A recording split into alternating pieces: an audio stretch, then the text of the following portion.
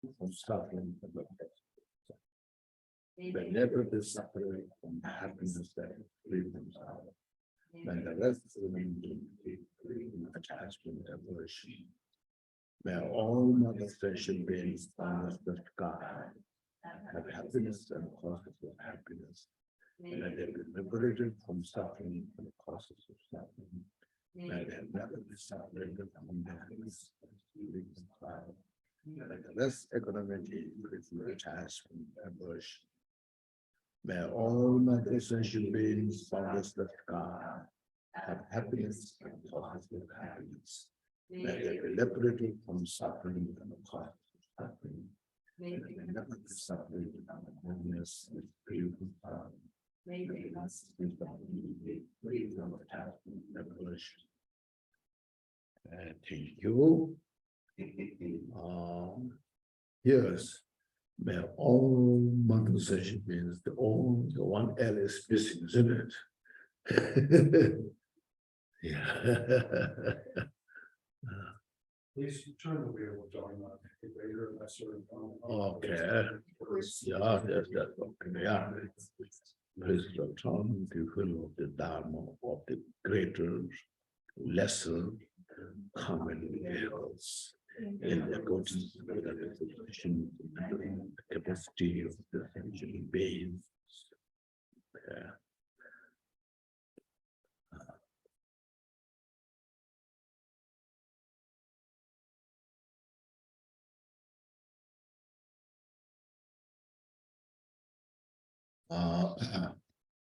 First, yes, this morning just some talk. That is basically which I've talked on Friday evening and Saturday, Sunday is all. No, Saturday is yesterday. Most about this, how to be mindful yourself in our daily life. So mostly, just reminding. There's some who are new. Is there anyone very new here? Is it only you're very new? Haven't been before any other? Yeah, I'm sure you some, you're yeah, I know they're fresh. It's very good from fresh start this way, Otherwise, a lot of our minds are just polluted in all this modern, cars. We are so exposed in the modern pollution.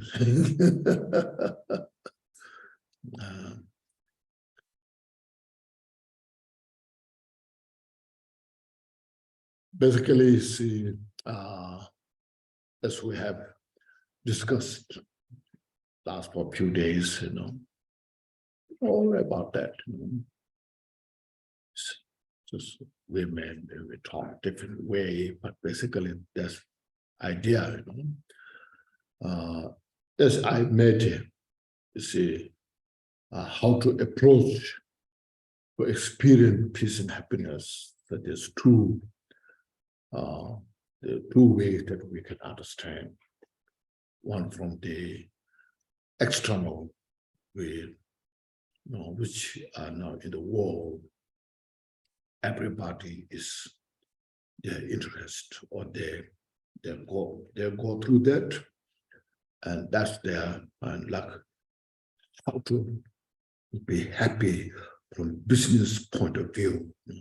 If you are successful in the business, how to have the happiness, or from politician, from politics, and all the politicians that work hard, how to become successful and happy.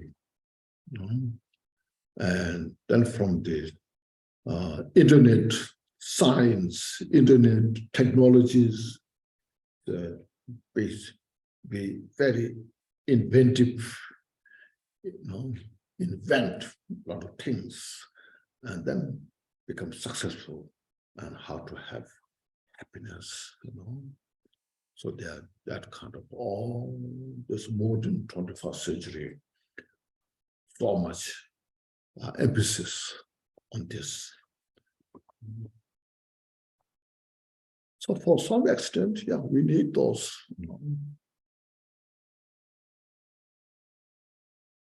Because we have this body. Since we have the body, we need to eat, we need to drink, we need a place to live, these things. But then we go beyond our, sometimes, our abilities. So much information is there. You can achieve this, you can make millionaire, you can become millionaire, you can become billionaire. And now, so soon, I think there will be trillionaires, so like this. But how much you can have happiness from this? We should ask the question. I become billionaire. Are you really happy? You are not this way back. It was a rich and famous. This is kind of in the Hollywood, rich and famous. Then people admire, Oh, she is very rich. She and he is very rich, famous, and stayed at some designated special place, then, oh, yeah, you live there? Oh, that's really, nobody can, not everyone can stay there, But when you get there, are you really happy? No, not so much. It's obvious, clear. So now, anyway, from that point of view, so much emphasis goes everywhere, all over the world, not just in Western world, but in Asia, places and everywhere. They put so much emphasis how to develop, how to compete, you can see. And then how much peace is there. When there's a lot of competitions, then there's not so much peace there.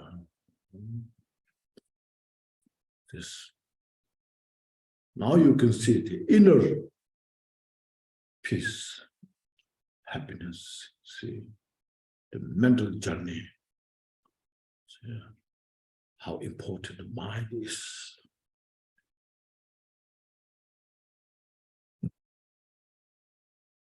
Now you see,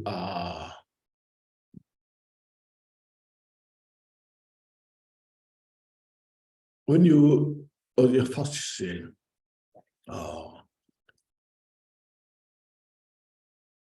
there is one in the Uttar Taktara, Maitreya described, how this earth happens. That's because there's a space. Because of the space. Then water. Because of space, the cloud, they produced water, all this, and then the water kind of so becomes the foundation. From the water, the ocean there, then the earth manifests from there. So the wind, first of all, wind. Wind is the foundation. On the wind, what do you call, I don't know, anyways, the power of the wind can hold the water, the ocean. From the ocean, then this earth came about. Without the space, that cannot have the wind. Without wind, they cannot have the water. Without water, they cannot have this earth. No, this depends on each other. It's called interdependent. So space is emptiness. See, it's emptiness. So emptiness of the space becomes the basis, the function of this planet. So internal in the mind, or with the nature of the emptiness is the foundation. From that, then the thoughts of the dualistic manifest. Like, dislike, without understanding enough what about that. And through that, we created karma. So mental afflictions, karma. From that karma, then it manifests our body, this body. So our body is, this samsaric body is product of the confusion, mental confusion. That mental confusion is based on the emptiness. When you realize the emptiness, the confusion dissolves into that, you see. So this planet, when it's destroyed, then first is destroyed, it dissolves into the water, that dissolves into the air dissolves into the space. Which is all. So it's we have to look inside the mind. As last few days have mentioned, how the mind, whether you accept or not accept, whether you know or don't know, it is the reality nature. It's the basic foundation. It's a fundamental foundation. The mind is there. Because of your mental state, how you now function your life, you can see, mind is such a powerful. When you go to school, college, yeah, come here, come here. Yeah, come here.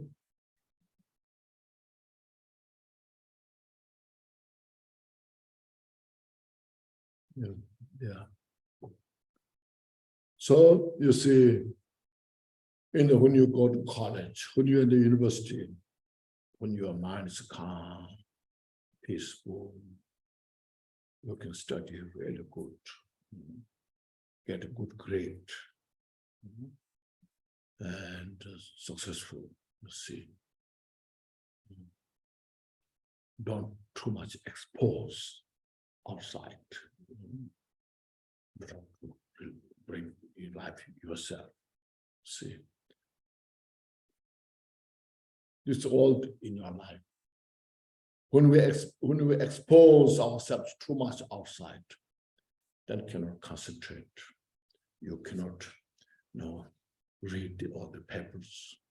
When the teacher gives the lecture, you cannot listen carefully because you are so distracted of direction. So from that we feel miserable. No matter how much you have, you maybe we're living in such a beautiful place, have a wonderful conditions, but our life is restless, very clear. So here what we are talking about the mind, it's very complex. But it's reality. It's not something some individuals' culture, belief. Everybody, like here, we have different dress, you all have the different clothes you're wearing, Doesn't matter, I'm wearing clothes, but if my mind is the wrong place, doesn't matter how much I wear this, doesn't make difference. It's just as simple.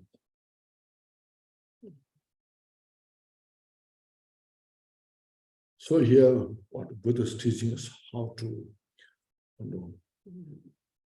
how to understand about your, how to discipline your mind. What discipline means, how to bring peace yourself within. In that way, how to become a better human being. Better means more peace and happiness. Then from that you can say how we're civilized. Usually, people say civilized, you're wearing a very expensive coat and tie, with a suit, or just very civilized, I don't know inside how much civilized that person is, But when you know how to handle your mind, how to incorporate your mind in the right place, with the wisdom, with the understanding, with the compassion, all this, then we are so civilized. That is what really the message is. Buddha taught us, we say Buddha was enlightened. So what means enlightened? All the confusions are dissolved into the emptiness.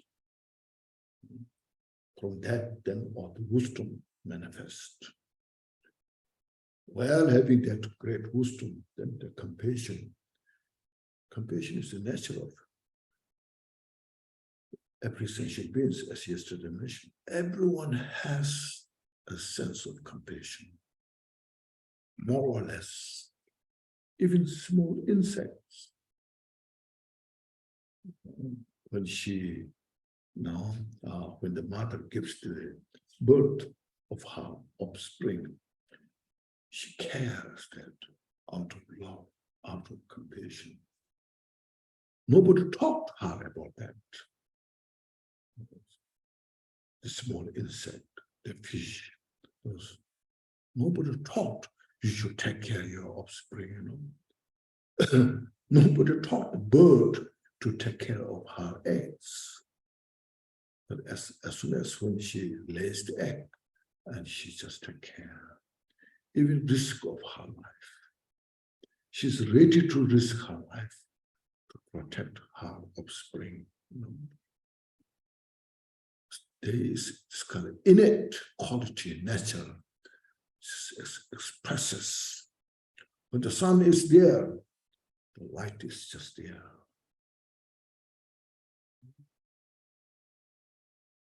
Whether it's under the cloud or without cloud, the light is just there.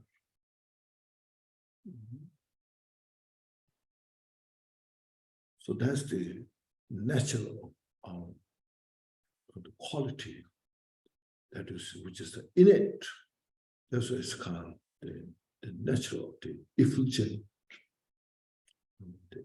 the effulgent nature is luminosity. That's it's just expressive by itself. So here, what we're learning about that, how to get that message. Then how we can breathe in peace. Everything's changing. Just keep changing. Like this modern technology, they make you to change. Always they're changing, Just, now you have to update, Update means change, So there's nothing so much to update. But making something different sometimes makes you miserable, You don't know how to figure out, But when you know about it, not so much changed, But they make you more confusion. They make you to work harder, Others just go down. It's called the vicious cycle of the suffering.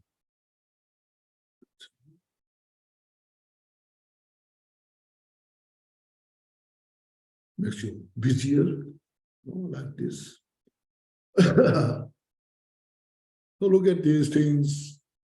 You take care of our mind. So to do that, we need a wisdom. How to? Sometimes, as yesterday, I mentioned the story, the Buddha when he met a ruthless man. Before he met his life, he's robbing, taking things from others. He doesn't like, he kills, no. He thinks that's the best for him. He's doing this out of arrogance, but he doesn't know that how much he's making mess. Because he has no wisdom. So then when Buddha came to see him, and then skillfully showing things how they are, so then finally he realized how much he was making mess, suffering. So we need that kind of a teacher, a skill, not just from a religious point of view, what to believe, what not to believe, but how to handle things so that not harm to yourself, not harm to others. There's some who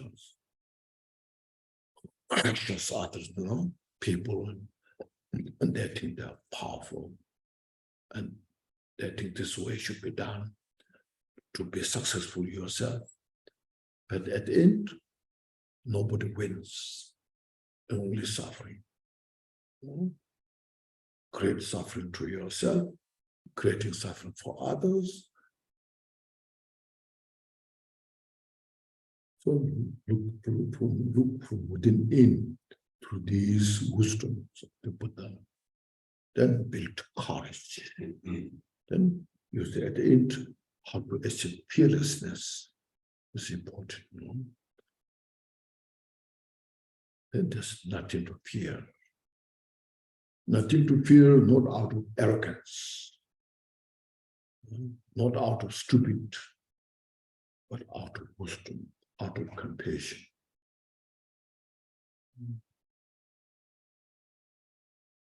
That's what we need. It may take time because as mentioned, we're so habituated and for a long time in the wrong direction. Something like as mentioned, when you bang the rubber, you pull, it goes, and you release, just go back to the same habit, So our habit, first you intellectually, when you investigate, study all this, yes, it makes sense. Yeah, I like that, really. I want to be a very good person. But then your habit manifested and leaves you no freedom, So we are trapped in the confine. You know the word confine? What's that? Bounded. Oh? Bounded. Bounded. You are confined. During the pandemic, you are confined in your room. And then there's no space. And a lot of people are depressed, stressed. So we have to learn how to unconfined in the vastness of the space. Right now we're confined within our ego and trapped there, entangled with that, and then just become so sensitive, fragile, and then we just suffer, Look at this,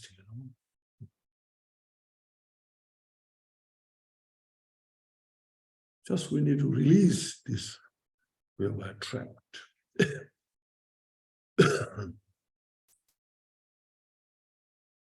And then it's very simple in it when you understand it. But as mentioned, it takes time to get used to that.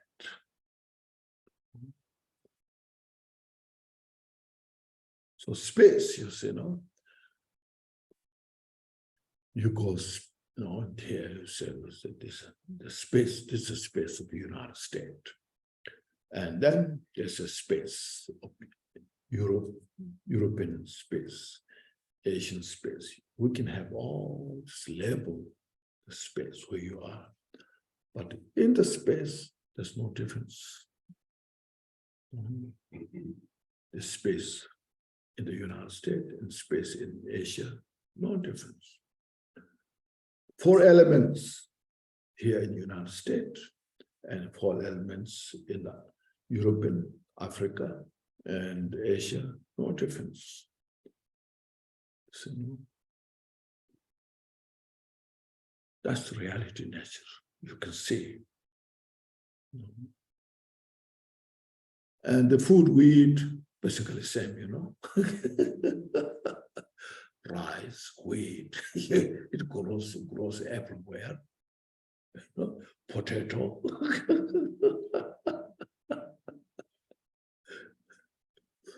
And then tomato.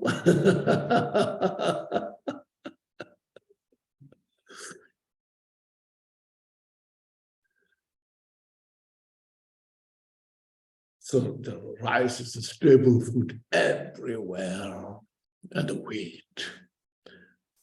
Those are 2 of the most popular in rice and wheat. The extra is the barley and all other things, quinoa, the corn grows everywhere. Except in the high altitude, This makes the difference, altitude. In the high altitude grows this. In lower altitude grows this. But otherwise, we are sharing the same food. Sharing the same 4 elements, sharing the same space. We all want peace and happiness.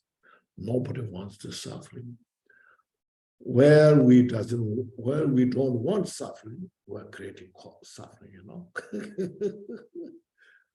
Where we want peace and happiness, we destroy our peace and happiness due to the ignorance, due to the delusion. That's what is here. Buddha taught, you see, you are miserable because we have created by ourselves due to our ignorance. This mental, the 3 poisons, the poisons of the attachment, aversion, and the ignorance, the 3 poisons, which is within us. And that is with us for 24 hours. Day and night, and we suffer this from this, I should say, from these, and we suffer. So our responsibility is to acknowledge that, recognize that, and purify those. And then you're just free.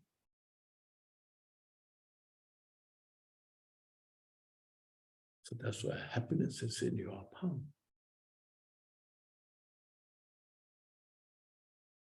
You don't have to go somewhere else. Nirvana, you don't go to some places to go to nirvana, That's why nirvana you have to achieve from your own inner mind. That's why you go everywhere. You ask, can you sell me nirvana? Is there any shop which sells nirvana? You cannot find, A bag of cash you put in your bag, and then go around. I want to buy a nirvana. I have this collection of the cash. Who can sell me nirvana?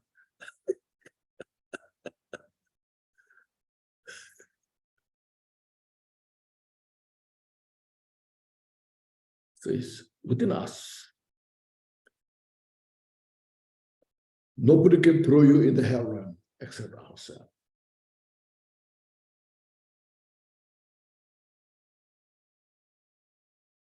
That's how we have to study, understand, especially this 21st century. Because you see, because due to this understanding, is educational. Through the education, through the study, through the understanding, how much you get it. So 21st century is a century of education. You see, so many universities opened, schools are opened, a country to grow, a country, the wealth to grow, the power depends on education. So we are inspired to go to school, to get a good education. More educated there, then people know how to handle things, how to talk, how to communicate, So education becomes so important. Those who are illiterate, no education, very low class, only labor, physically work. Others, they don't know what to do, how to do. So that's why the establishment of the universities in the countries are so important. They spend a lot of money for the education. The college loan, they're talking about so much. So this is the emphasis of the education. Everybody have to get some certain degree of education. So the same thing here. But this inner training, mostly university colleges, outside training, they will not teach you how to practice compassion.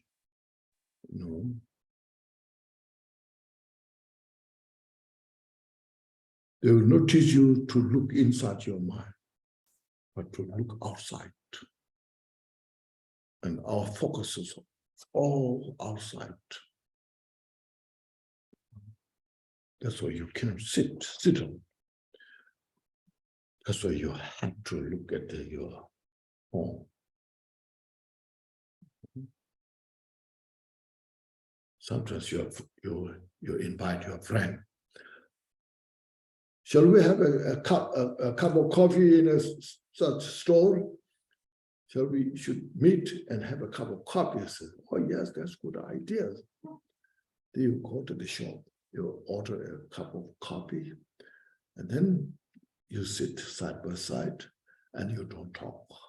You just look at your phone.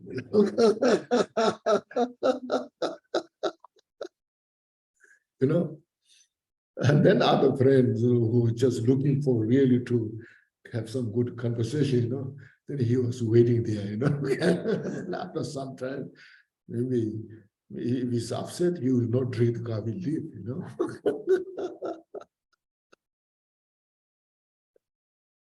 So this is how, because our focus is so much outside, no time to look inside. So we have to look more inside.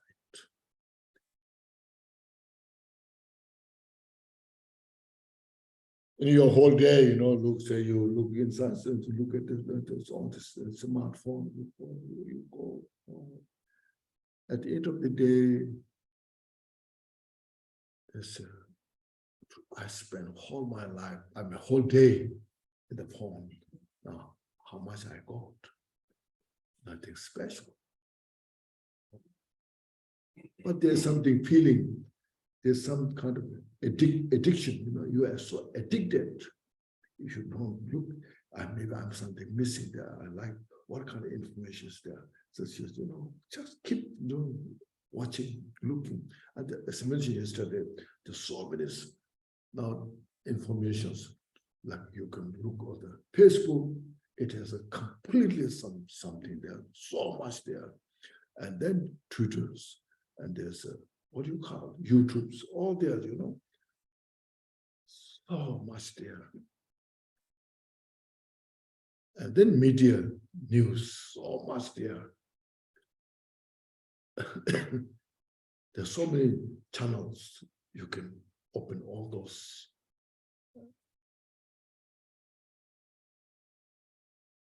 When you're used to that, sometimes I do too, I'm telling you, as the other time mentioned,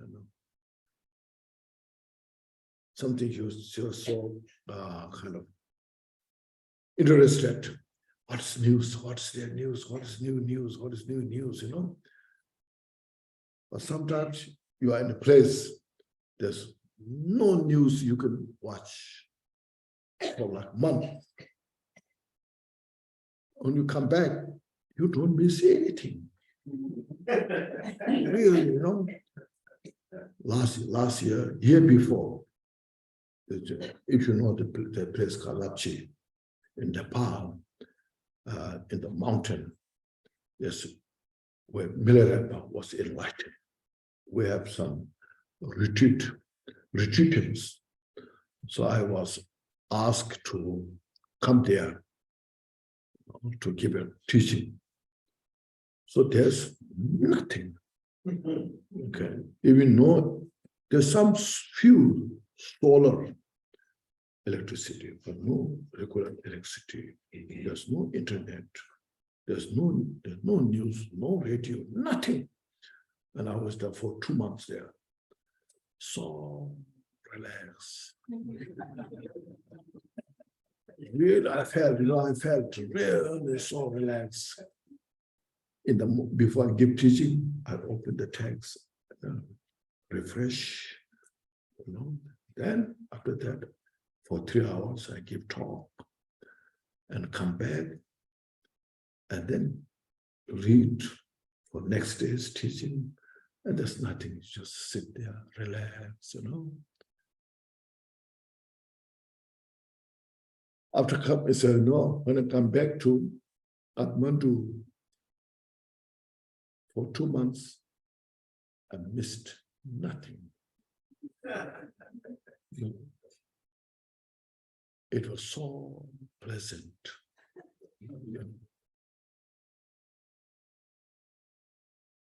But then when I come back to Kathmandu, then I have to look at all the news update. What's there? What's going on? Where, Then it kind of bring back your addiction, because addicted your news watching, all this.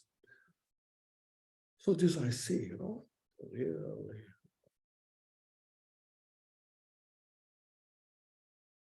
So what I'm saying, I'm not saying this is all a bad thing. Okay, I'm not saying we should not try, should not associate, Of course, it's good to know all what's happening in the world, but too much is unnecessary.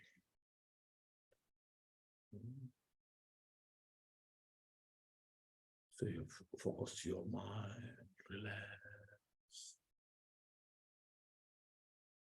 calm the mind. Everything's just manifestation. The waves of the ocean.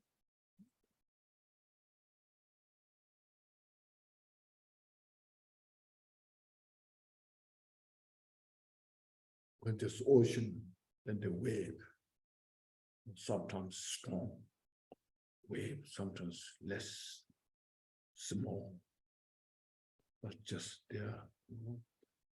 So like that, the thoughts in the mind manifest. Sometimes stronger emotion. It's all from the mind. We should be aware that they come and go. Relax, how to be peaceful yourself. Not just sometimes meditate. Sometimes we say, when you have a lot of these things, you have to meditate. then you push, and that's not so healthy. You have to relax.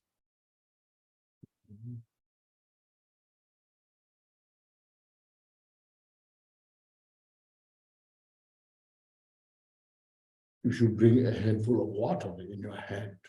You cannot press, You have to hold it as easy as you cannot press. Just from the man.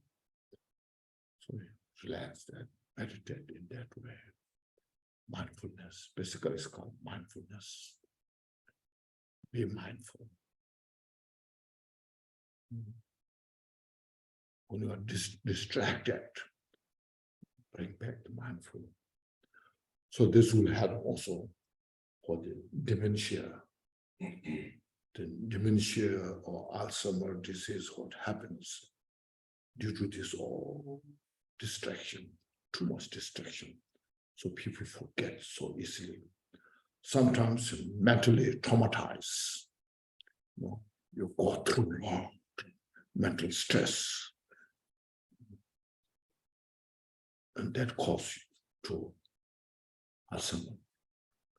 Sometimes tragedies, physical, mental. And then mental stress is all the Alzheimer's disease. Now they're working so hard analyzing the brain, isn't it? So how to reduce this dementia, how to handle what kind of any medicine is there to help this for this Alzheimer's disease. So there's a lot of research, isn't it? Some they say they have found some solutions. Most important is practice of love and compassion. Relax your mind. Be mindful. It's the best.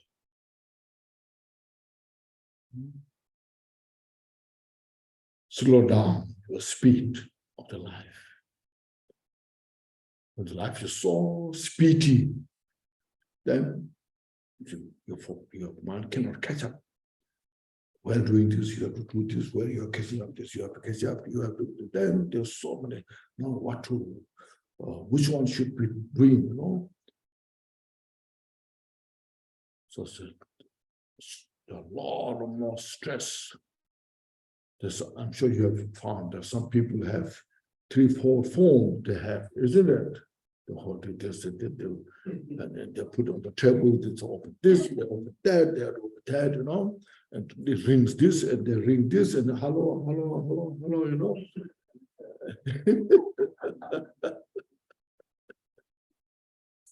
You are stressed, understandable. But how it looks very impressive, when you look at it, it's very impressive, Or 3-4 phones, I even don't have one phone,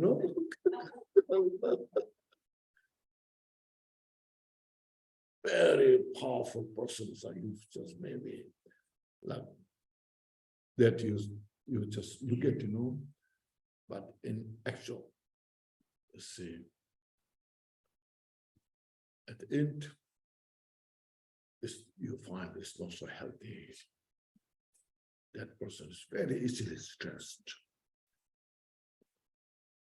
And the suffering is. So that's what's called.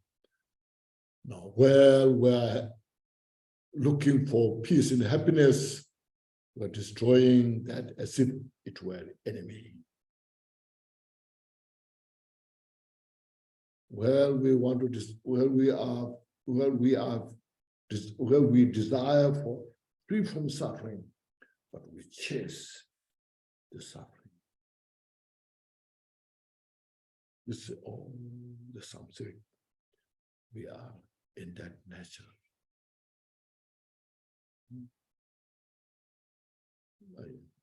As now you can see the wall, yeah.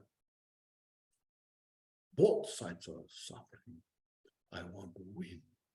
Both they want to win. Then both are suffering, fighting, killing. How many people are killed? What for what?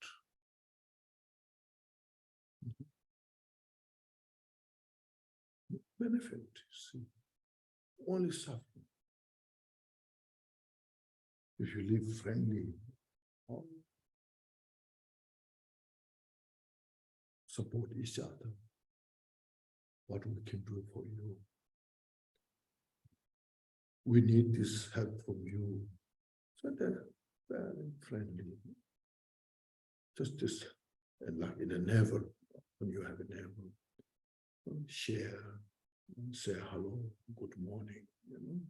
And others will say, oh, good morning to you. You become a good friend. There's a peace.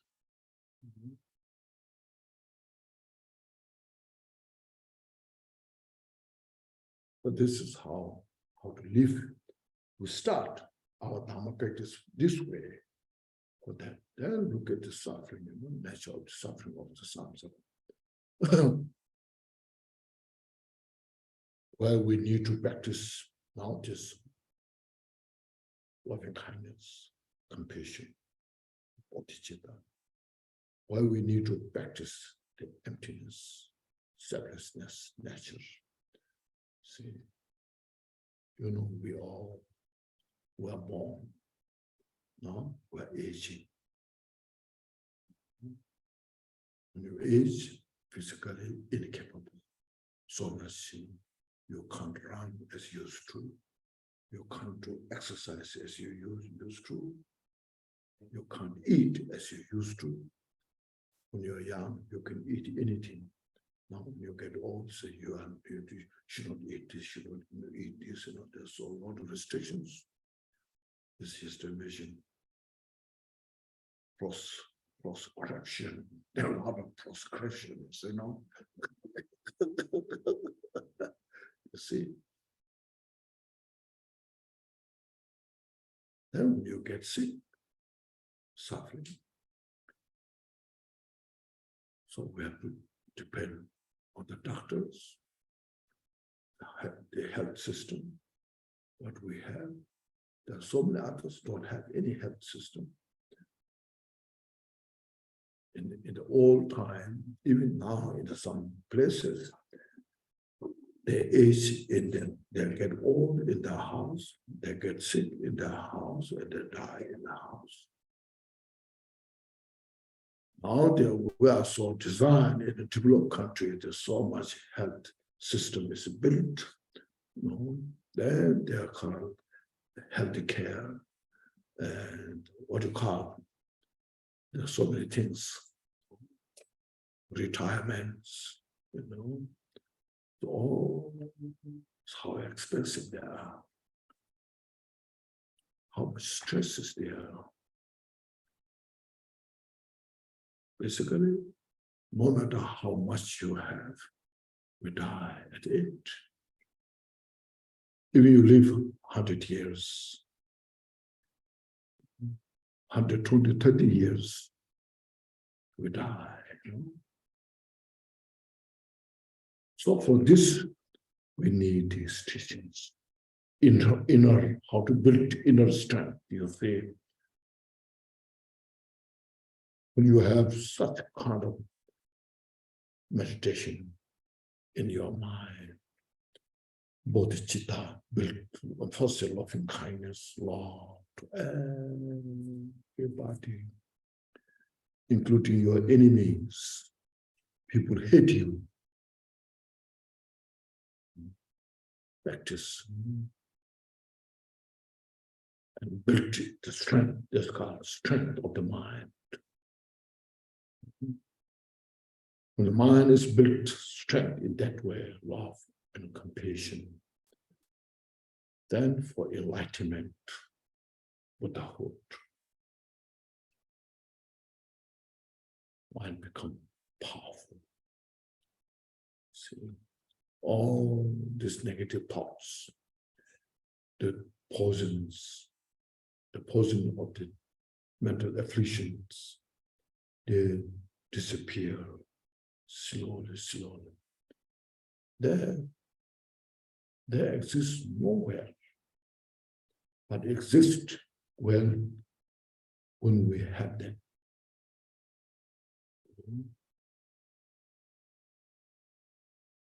As yesterday mentioned, this body we have now, it's called 5 skandha, 5 aggregates: the form, the feeling, the perception, formation, consciousness.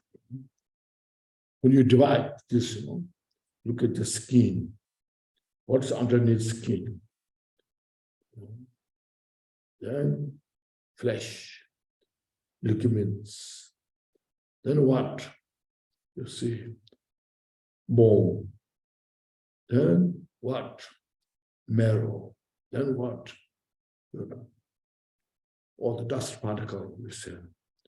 There's no one thing there. So it's just functions with all the dust particles put together.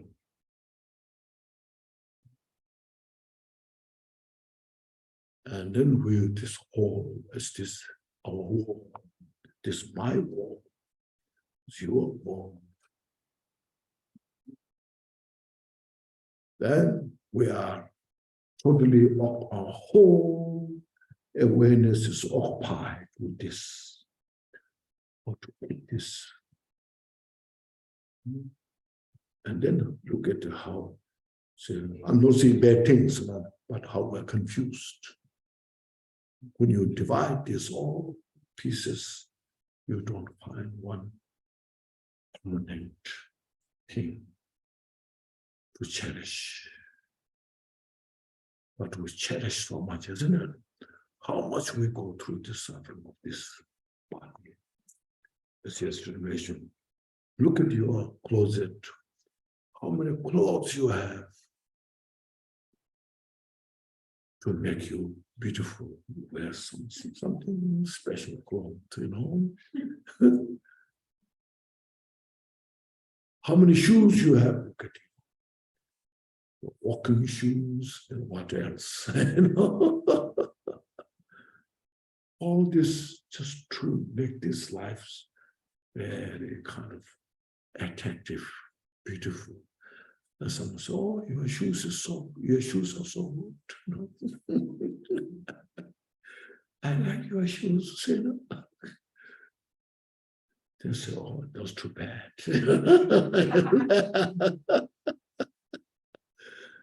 So like these things, So then, when you know these things well enough, it's not you're being careless. Sometimes you think it's careless, but it's very careful. You care yourself. You know how to care yourself. When you're confused, it looks like we are very careful ourselves. We are protecting. Actually, we are destroying our peace and happiness. See?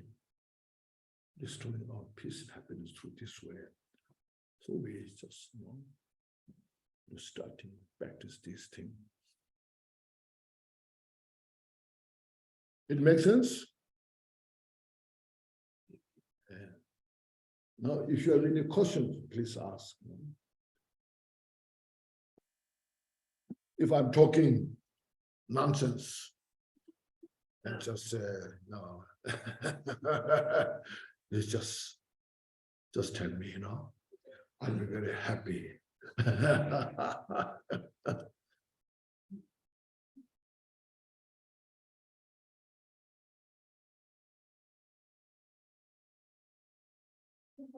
mean, we can cultivate sanity while we're on the cushion, but then a lot of us have to go out into the world and we get pulled into like all sorts of crazy situations.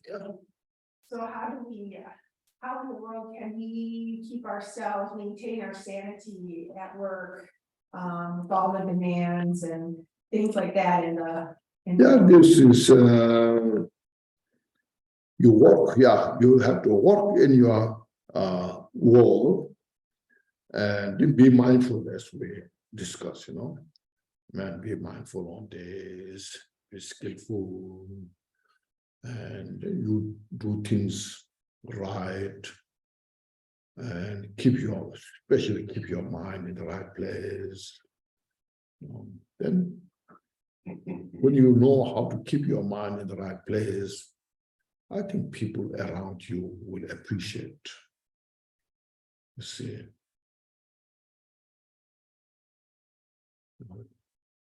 you kind of give this, some whatever say.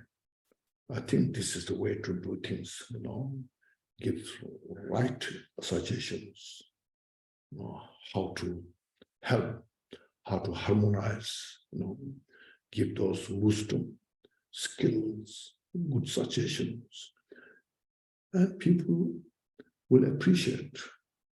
You see, sometimes also, I know there's when you have that group of people, there's some are so stressed, some people are so depressed, there are so many there. So when you could keep your mind in the right place, you can help to those people. So maybe you say, maybe you should do this, maybe take a deep breath. I say, exhale, take a deep breath, exhale your stress out. I said, it helped me, I feel lighter, So even like those things, Because I have one experience.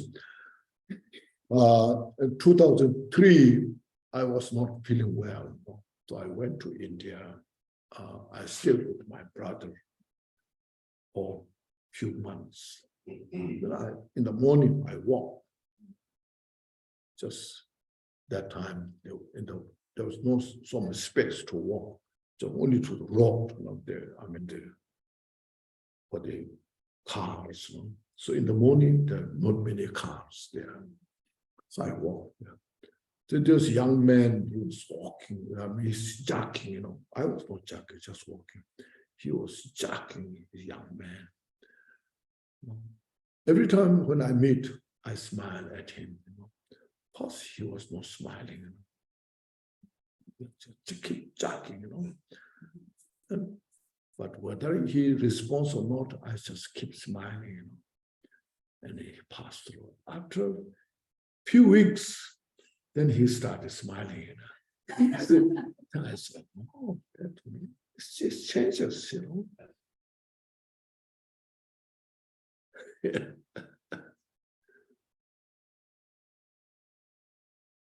No expectation, just smile. He was just,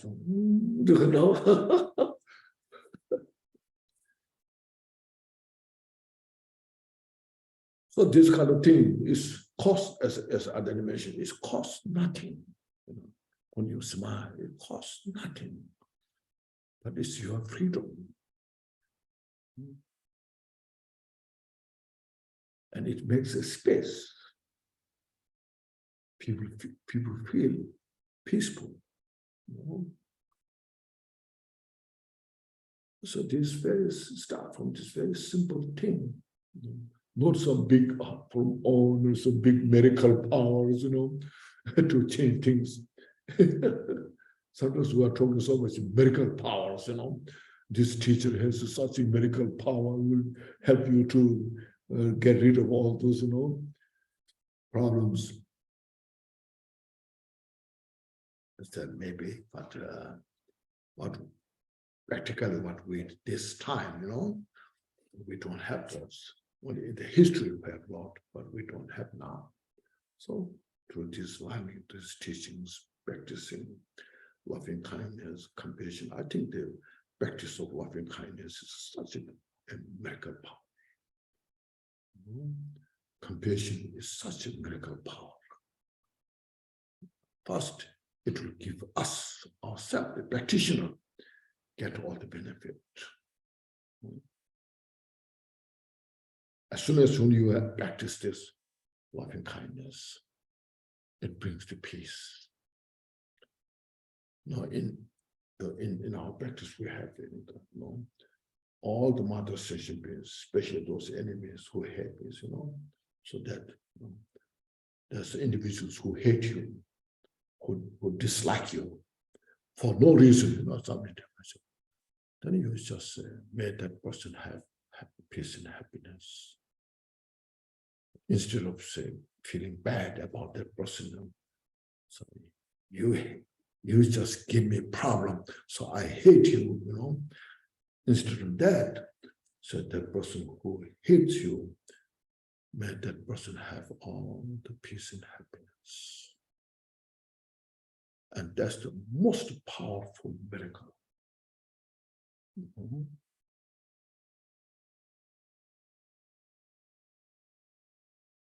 Because in your mind, that moment, you have peace.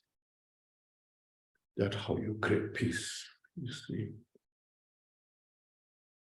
Bring the peace within us. You relax. No expectation.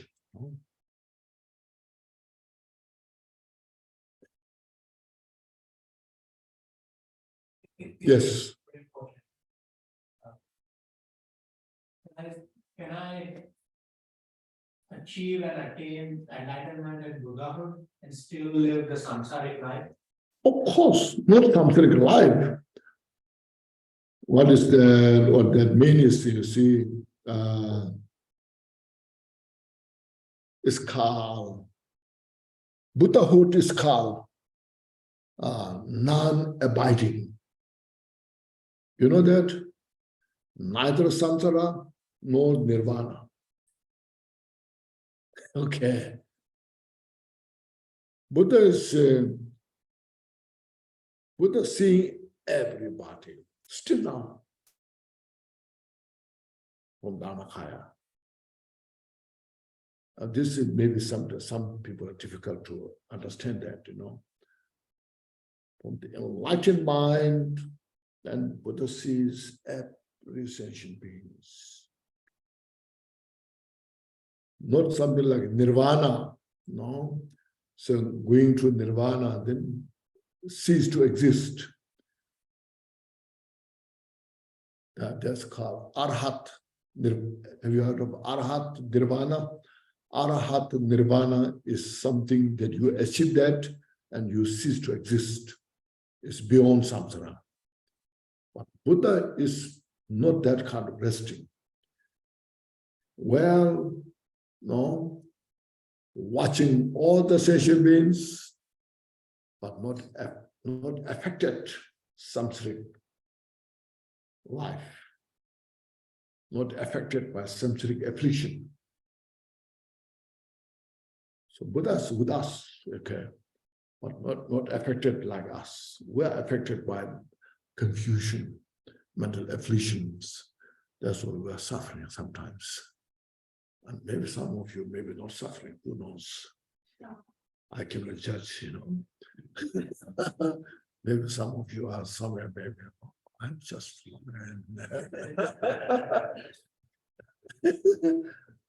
nothing affects me, So how I can judge?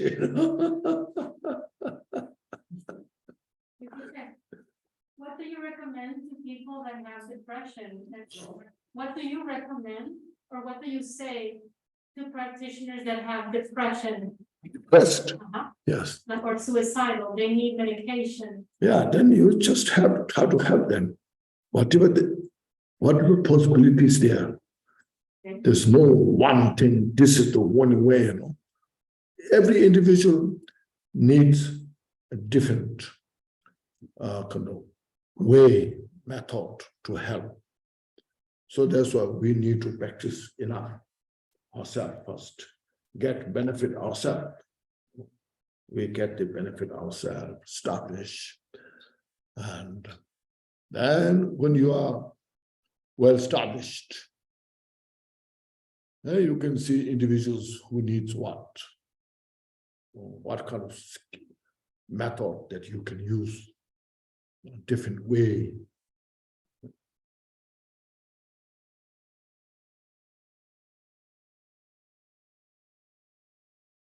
First of all, you have to say, these outer objects, what we see is like real. They are real, I expect. Where I see, you all to see Sinteng. But in reality, it's different. Where I perceive, some of you may not perceive as I perceive. But we presume, so as I perceive, then I explain, I see these things, they are good. So I imposed, and you have to accept as I accept. And then some people disagree with that, and then we call. This is the right way you to perceive. This is the right way to do things. And others say, no, I don't agree with you. That shows the outer phenomena do not exist as we perceive. Very temporary, transitory nature.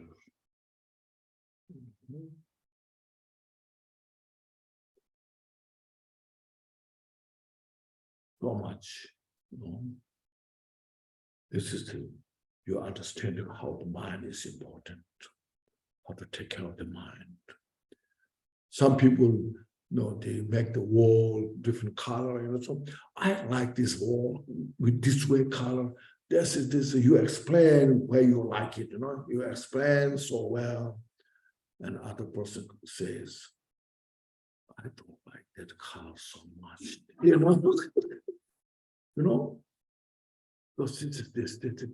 that has a reason, dislike, So that shows your mind is more powerful than the object. See?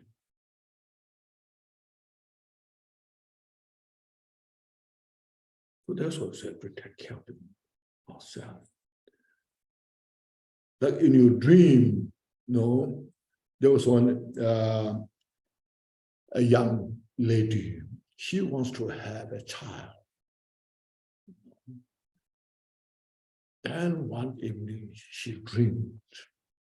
She gave birth to a child. And she was so happy. So I call a child. In the dream, she was so happy. But after some time, the baby died.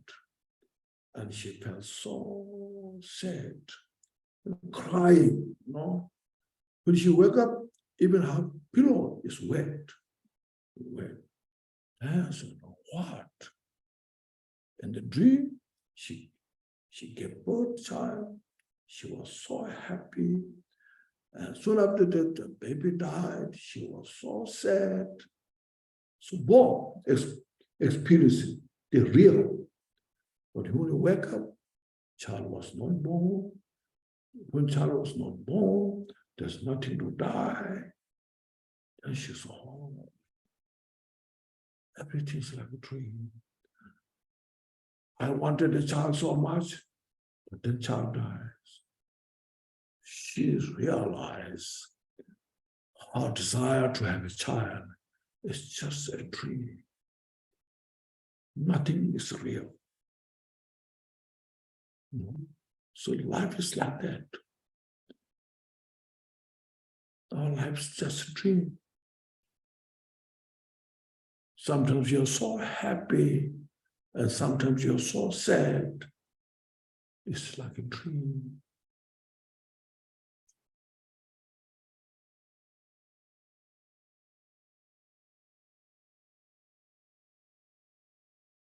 So that therefore the mind is very important to take care of your mind. That's with you as measured 24 hours. Outer conditions seldom, occasionally manifest, but inner mind is with you for 24 hours.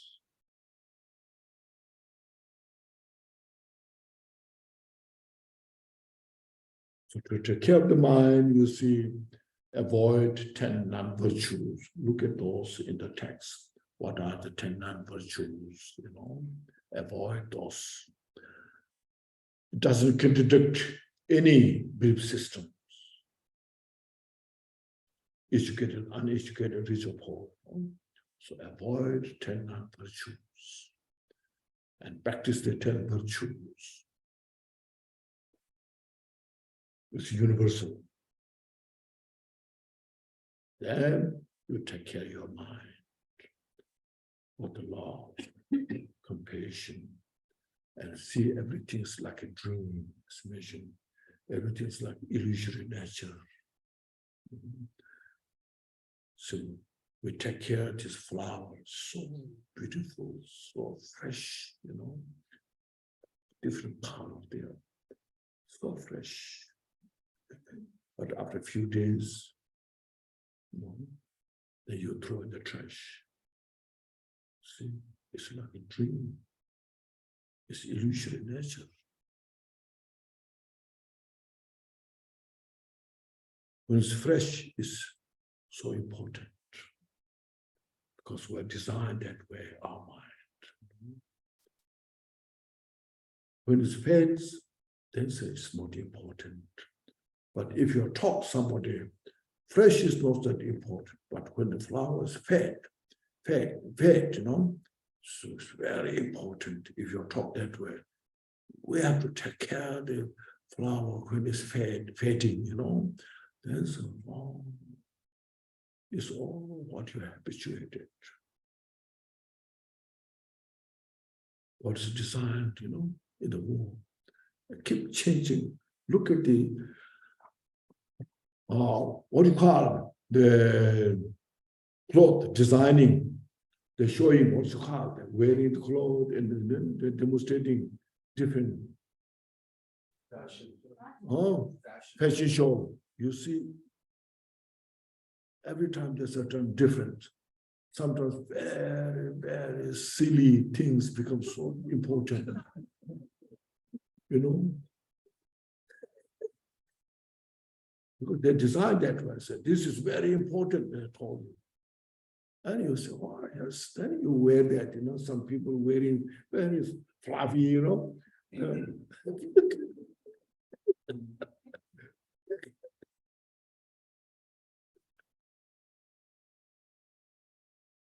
Everything's imputed.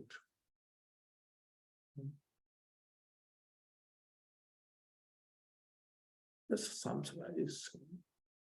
For some places, it's so beautiful, but in some places, it's so stupid,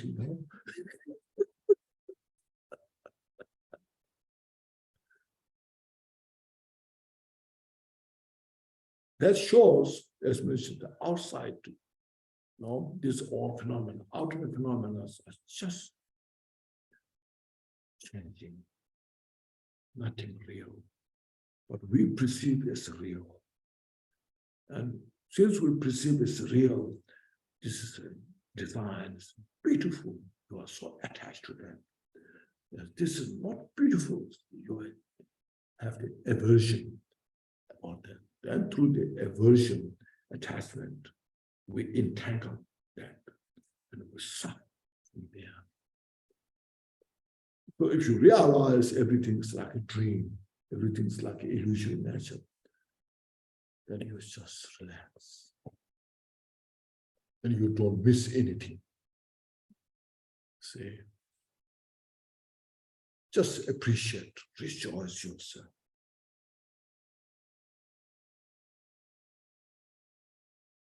I'm so happy now. Especially you, when you get this kind of wisdom, then you very appreciate. This is not a religious training. This is not something like Buddhism, but this is something reality nature.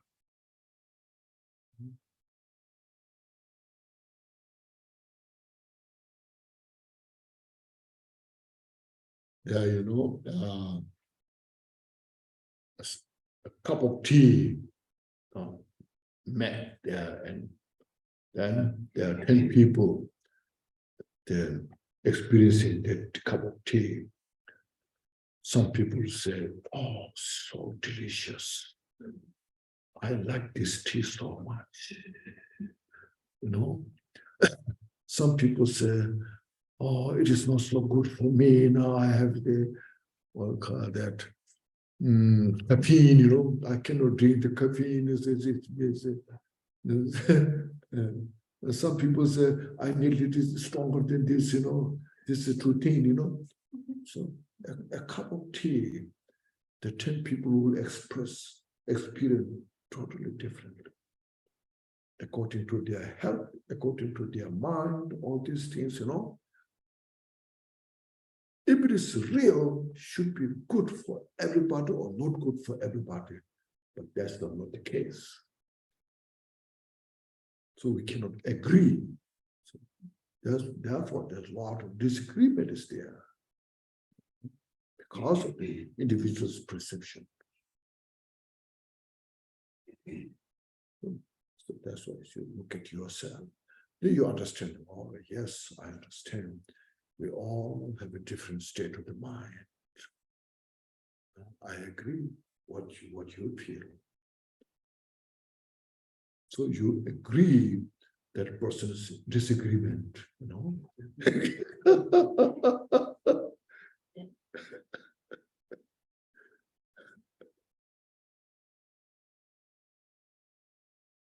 That's why we need these teachings in this 21st century.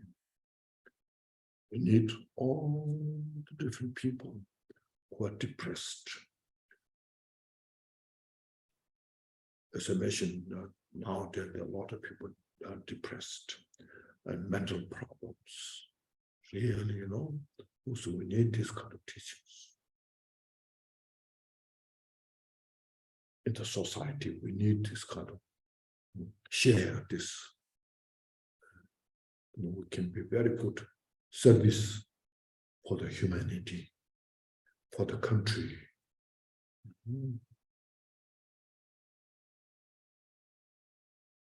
Yes, John.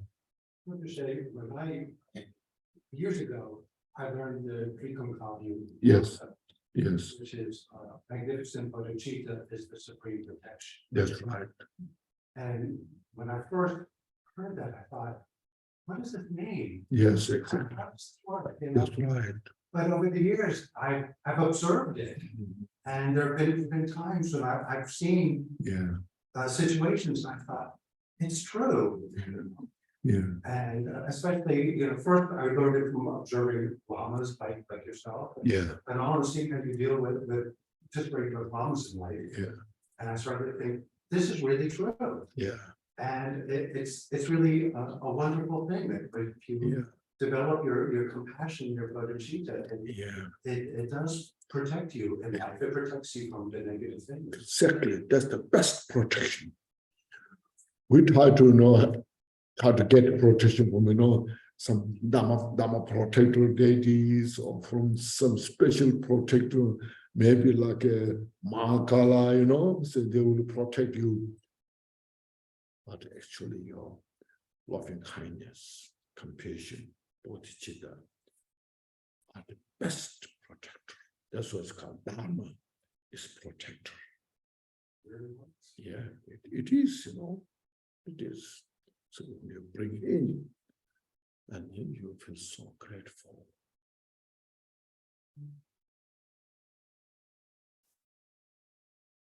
And then it's just your life, just you try, you go. First, you need that conviction, you see.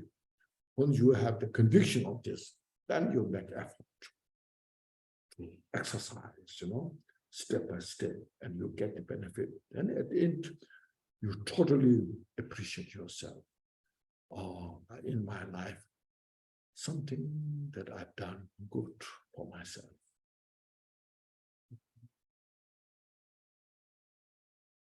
That's what Buddha said. Don't rely on person, but rely on Dharma. Buddha said. Some say, oh, this is a great teacher will help you, all these things, you know. Yeah, of course, there are some wonderful teachers. but they are not with you for 24 hours. You know, but the Dharma is with you for 24 hours. Could you just explain the word bodhichitta? Bodhi is enlightened. Chitta is mind, the Sanskrit word. Enlightened mind.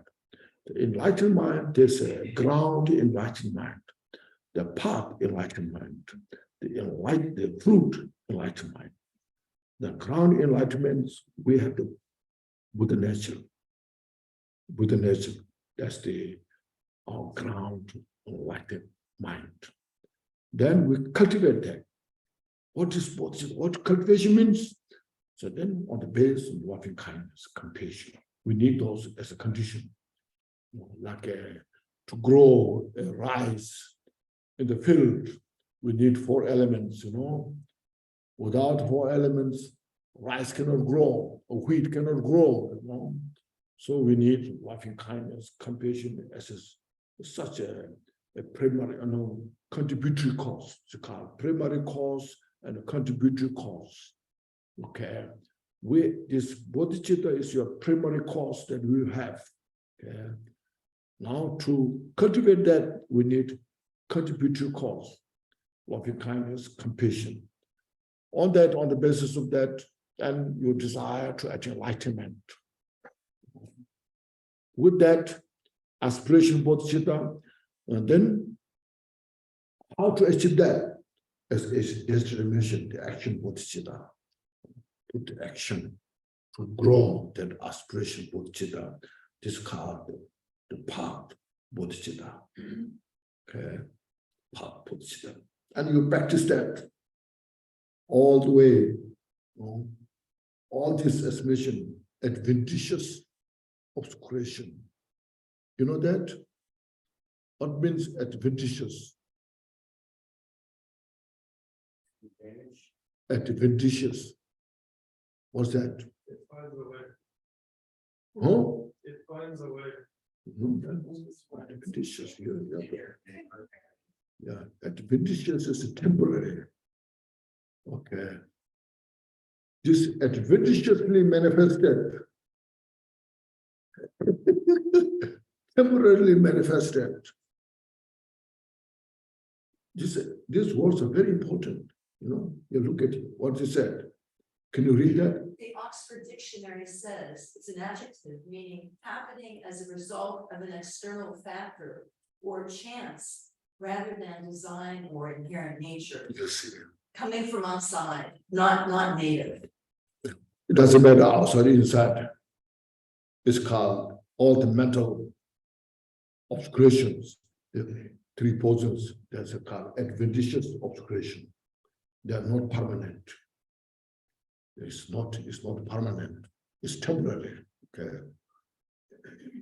So when you take care of that adventitious obscuration that we need to take care to become Buddha, to achieve that, to see your ground, the ground goodness, basic goodness that you have. To see that, we need to take care of this adventitious obscuration. When these adventitious obscurations are taken care of, purified, got rid of it, then you achieve the fruition of the Chitta, which is called enlightenment. Okay? Then you become a good person. Okay.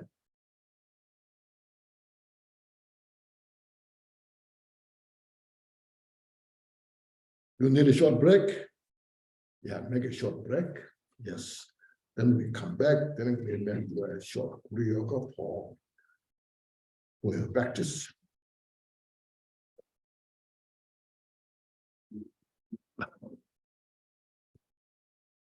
Let's go.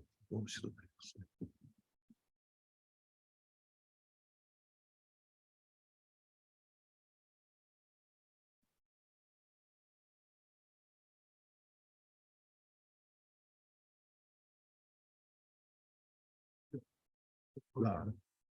Órale, that's me. Adam Meadow.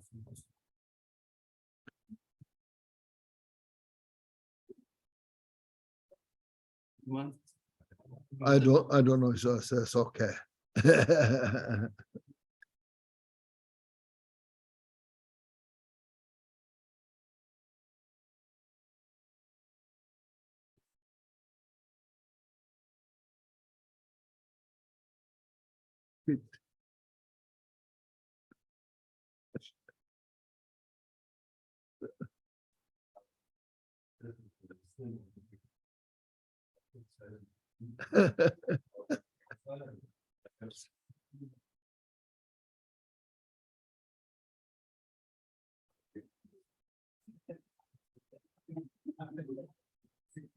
Very bad. Very bad to see.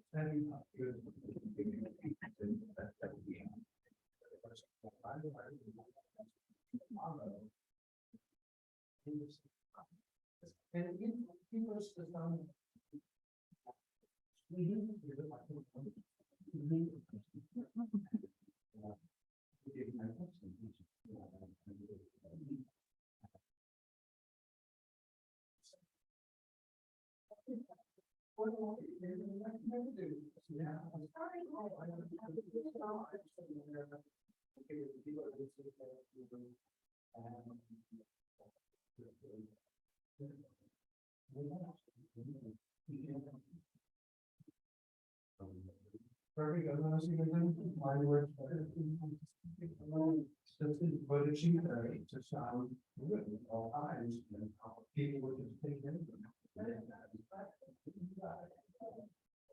A place to be very, very general all time.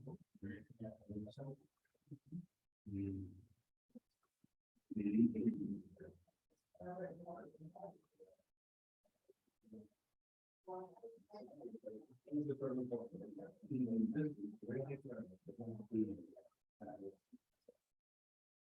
so, you know, it's.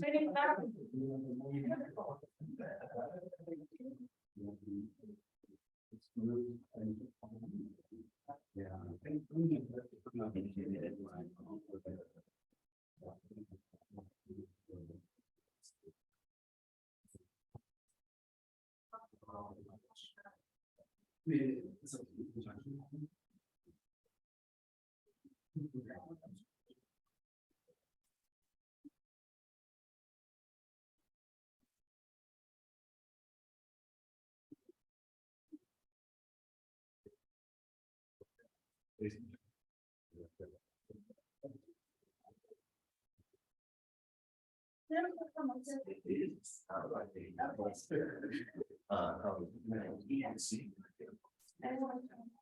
Yeah. Yeah. Otherwise, you are.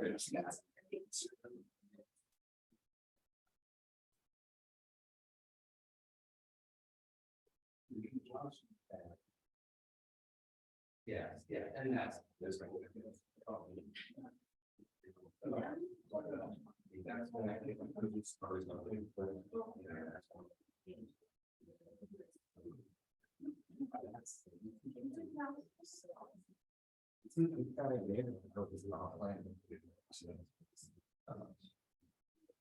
Consider it, but the decision like, wow, how does it experience was an actual teacher? If you can do it on yourself, decide based on that.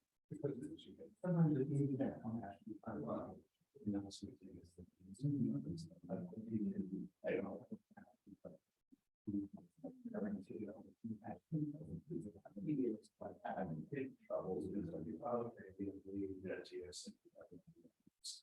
Weird, but it's still lost. Yes.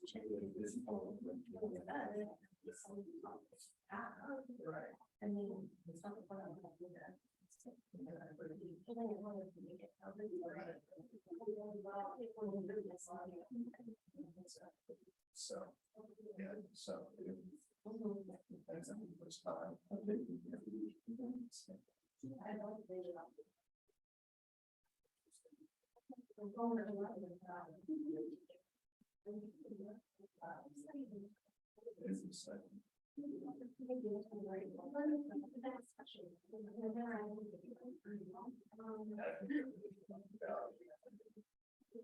God taking whatever, but I understand.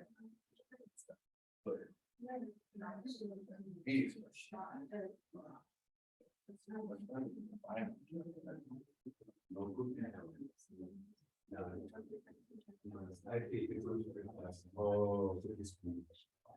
thank you.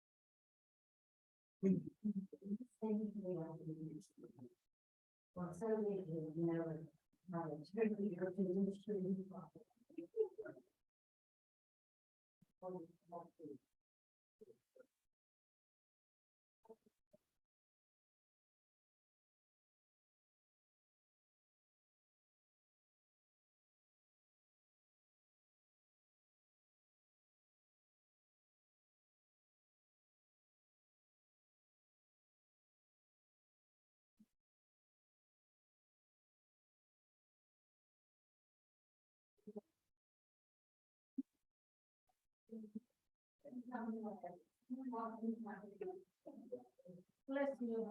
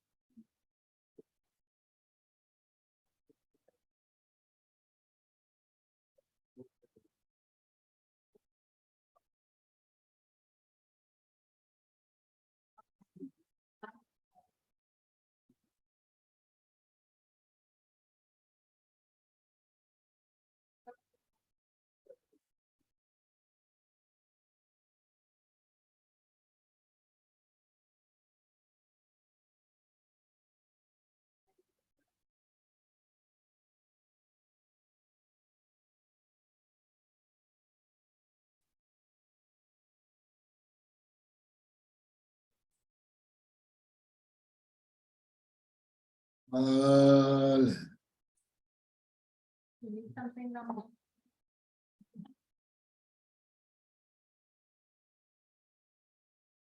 Can I help you? Can I help you? No, it's okay. You're Just- good? Yeah, just everybody can see better. Oh, good. We are bring this practice Okay. here. We have it.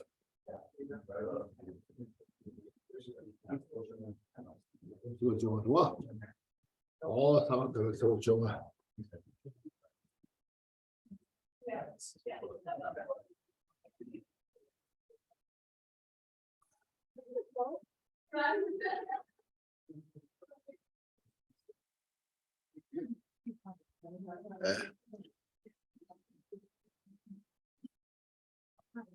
Okay. Oh, now very good. You have done good job.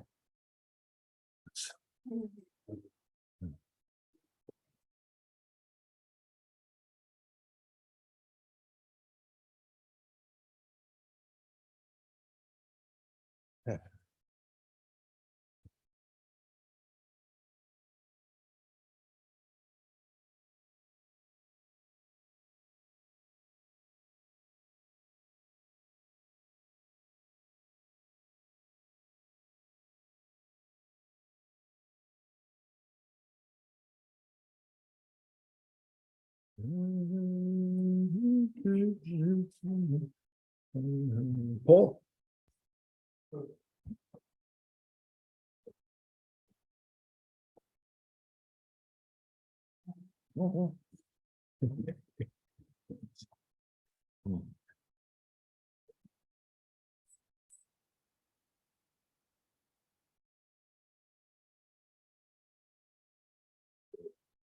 Om Bhaja Sato Samaya, Mano Balaya, Bhaja Sato Venuka, Ita Membawa, Subukayo Membawa, Subukayo Membawa, Sarvasik Membawa, Sarvakana Sudan, Shri Guru. Ha ha ha, Bhaja One. Bawa Ma Samaya Sa. Everybody got this copy? It's called, what is called? Jigten Sumgon Guru Yoga. The Guru Yoga that brings the Dhammakaya onto the path. This last few days, now I was talking, introducing things, how meditation is important, study, practice meditation, or study, contemplation, meditation. So there are quite a few people ask what kind of meditation, how we should do meditation. So something people need. Otherwise, so you have to meditate, you have to meditate. So how to meditate? What means meditation?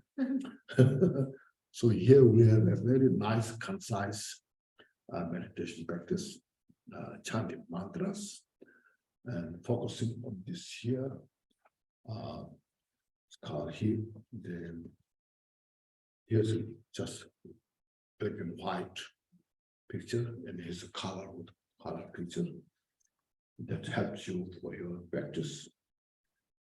His name is called Jigten Sumgon. Jigten Sumgon. He came in the 12th century in Tibet after Venerable. Venerable came around 11th century. And he was one of the prominent followers of Venerable, a great teacher. Thousands of disciples gathered to him and taught all the Buddha's teaching. As I am communicating, about Buddha's teaching, so that how he interpreted the Buddha's teaching. A lot of teachers will teach you Buddhism as a religion. To believe this is how, in the 60s, 80s, you may have heard of Buddhists believe rebirth, reincarnation. Buddhists believe karma. Buddhists believe emptiness is something all Buddhists believe. The Buddhist religion, Buddhist tenet, tenet, Buddhist tenet system. So, any teacher will teach you Buddhism as a religion. But how Buddha taught, that communicated by Jigten Sumgon. So Buddha's teaching is not as a religion, beyond religion. Buddha's teaching is based on the reason,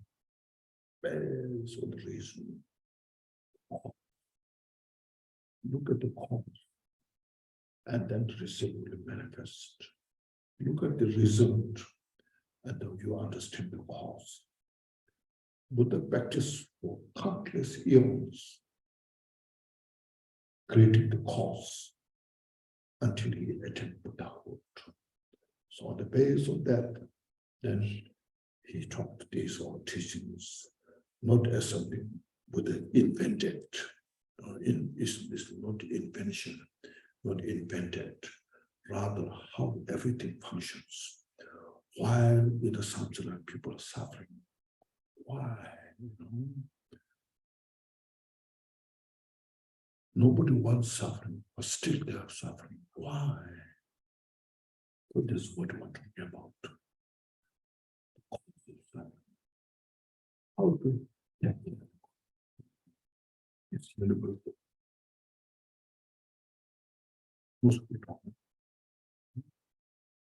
And since men are not enlightened, then they teach as a dogma, as a tenet system, as something like a religion.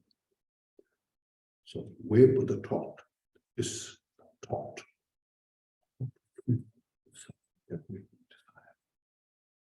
You all want peace and happiness. How to accumulate, create the cause. All are functioned within the framework of the causality. What means causality? How you say, what means causality?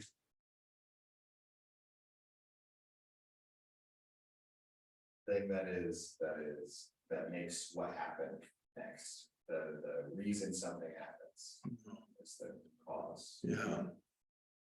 How everything functions, on the base, the cause. See, whatever you cause, you create it.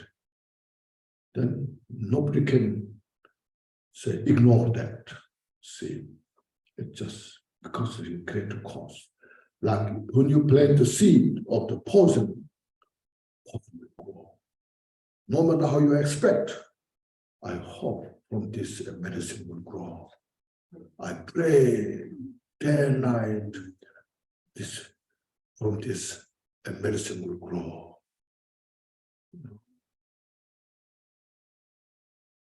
But you will fail all the prayers.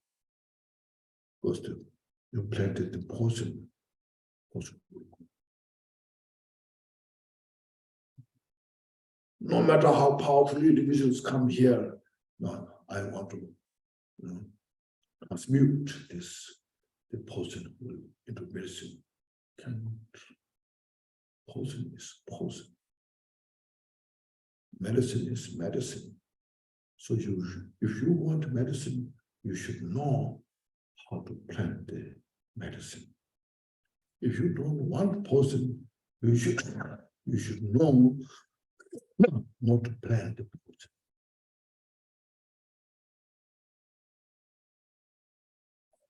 That's how Buddha taught. But that's what Buddha was enlightened to. From that enlightenment, the Buddha taught the teachings. And the followers, Buddha introduced this is how it happens.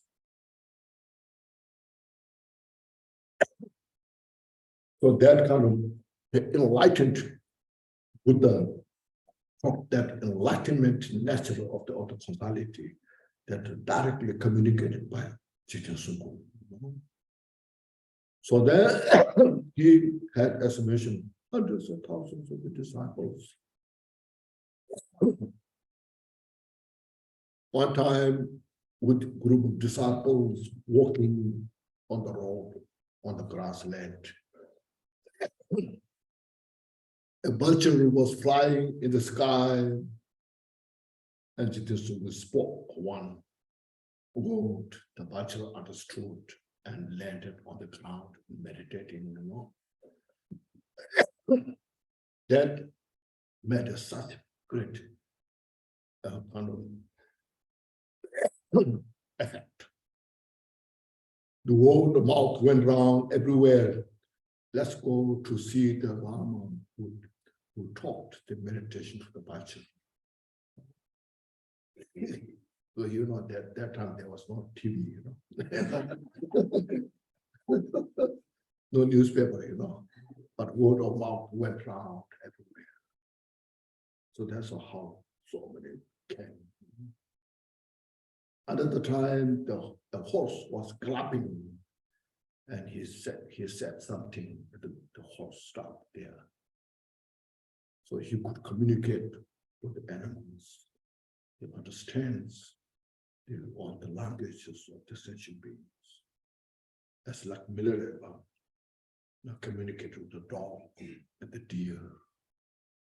So those great enlightened beings, they can communicate with those animals. So that's how Jigten Sumgon is. If you want to read more, there's a book that I have translated.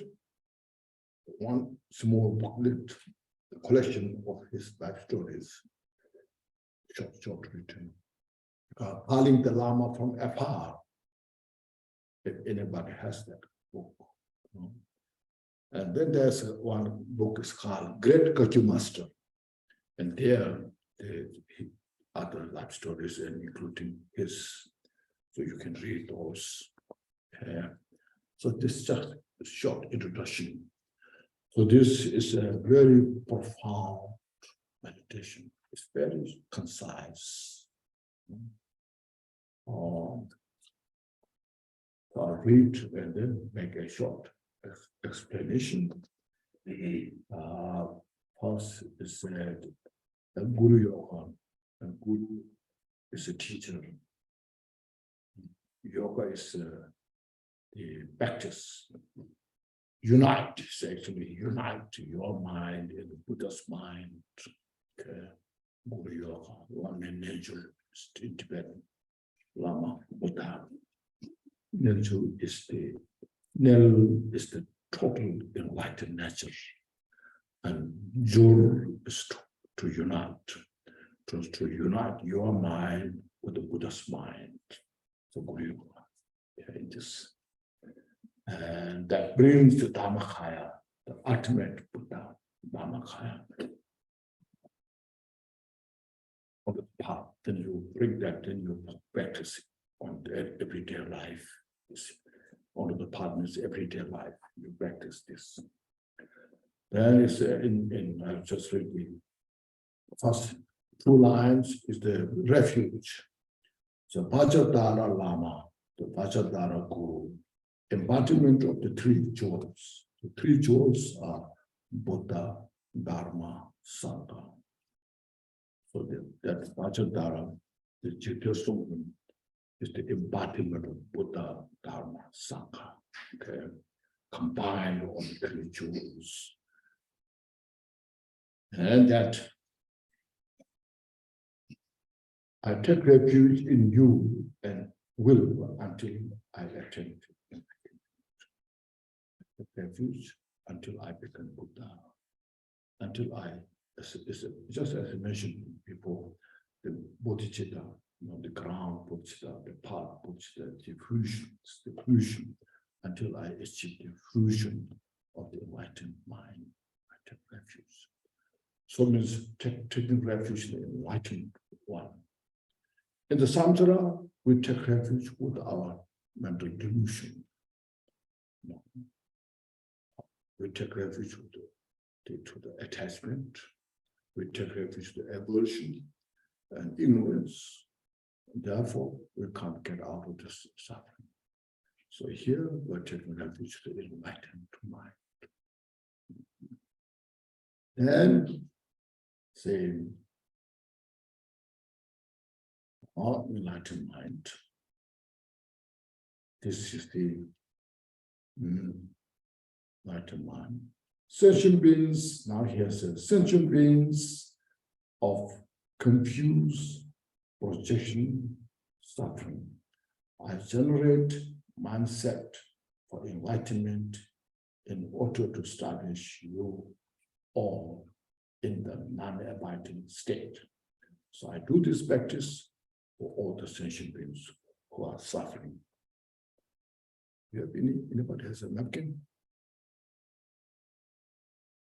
And one piece, just one bit. That's clean. It's just, it's used to hold the cup. Yes, I don't need all. That's Thank you. So now, as we have discussed this, sentient beings are suffering. Suffering because of confusion. So we are victim of our confusion. By our confusion, then we suffer.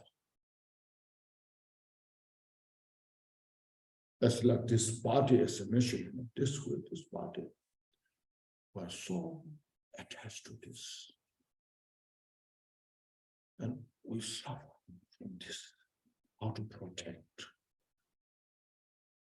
how to make beautiful this. How I look. See, when you realize there's nothing to attach, it doesn't mean don't care. Some people think no attachment doesn't care. That's totally different. We need to take care of this body, eat food, wear clothes. That's all we should do. Especially to practice Dharma. We need this body. Without this body, we cannot study and practice Dharma. So it's very precious, that's called precious human life. But at the same time, there's nothing to attach to it. Because we suffer. So we all sensation beings suffering so much. Like look at the animals, the tigers, they are hunting because of the body. If they have no body, tigers or the lions, they cannot hunt. And because this body, as you mentioned, we age, we get sick, we die. We don't get what we want. We get what we don't want. It's reality, you know? So we should look at this, how we develop such great compassion. How it would be wonderful if everybody understands this body is just a tool. Working basis for enlightenment. Not to attach. We work so hard day and night just to make this body something special. We built a big house for this body. We buy expensive car for this body. We buy a very expensive TV to watch for this body. Oh, just look at this in the world, everywhere. How much we make effort to protect this body, make this body happy.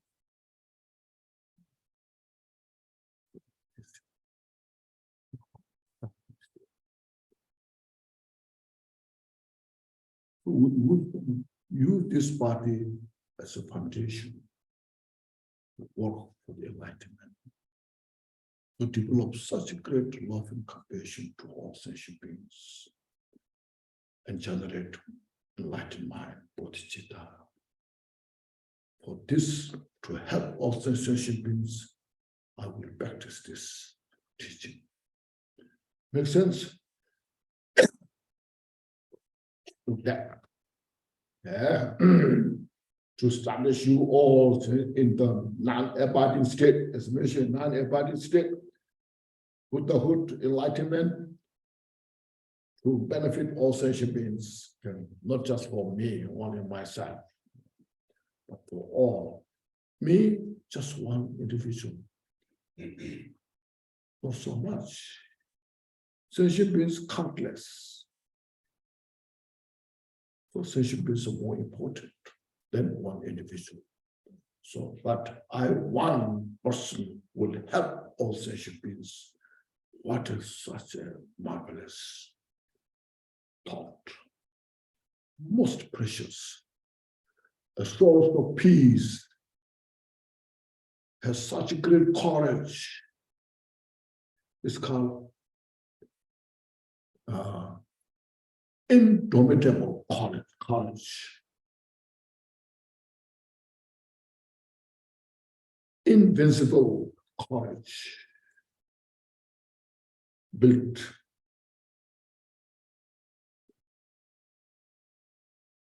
to defeat all the cause of suffering. That you see, so that you say this prayer 3 times.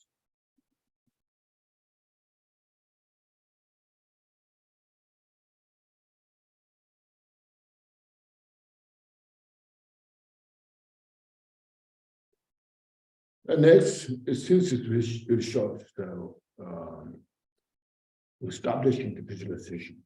The Lord Vajradhara Jigten Sumgon. So Jigten Sumgon is the Dharma Kaya. The Vajradhara is the Dharma Kaya.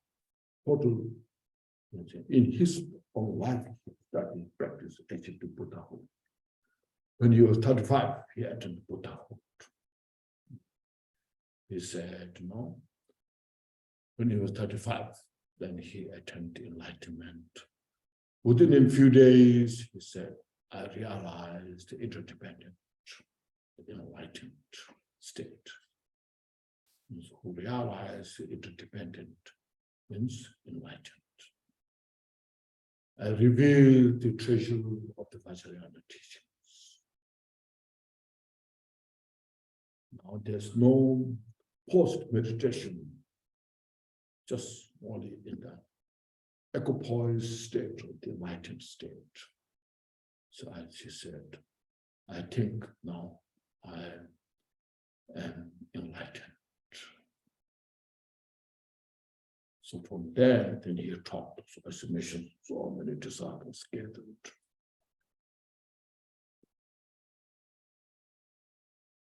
Hundreds of thousands gathered, not just few.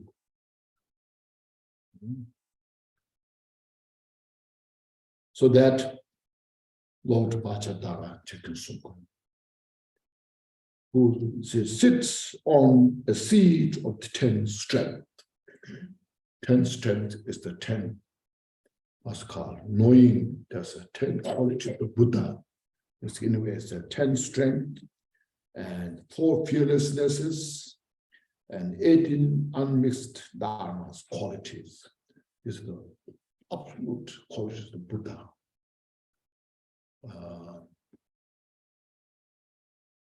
In the text, these are listed in the book. This one of those 10 strength, 4 fearlessnesses, 18 unmixed, all listed. What's called that book? Name of that book? Oh. No. This is another small booklet. Treasury of All Blessings. Oh yeah, the Treasury. Treasury of All Blessings. Treasury of All Blessings. Oh, that. There's 6 Guru Yogas that I put together. Okay. There's also Guru Yoga Milarepa, Marpa, and Vajradhara there. So 10 strings mean one of the first. One first knowing what's right, what's wrong. Directly. Virtue and non-virtue. Directly, without mistake, totally understood. Buddha can explain. All the causalities are fully accomplished. Then fearlessness, one of the fearlessness, when Buddha said, I know everything. When Buddha said that, nobody can come, so you don't know this. So Buddha has no fear to say that, because he knows everything. You see, there's a fearlessness, not out of arrogance. When Buddha said, I'm enlightened, nobody come there say you are not enlightened. So Buddha has no fear to proclaim that I'm enlightened. So this fearlessness. So this is the cause of suffering. Non-virtue is the cause of suffering. When Buddha said that, nobody can come, so it's not a cause of suffering.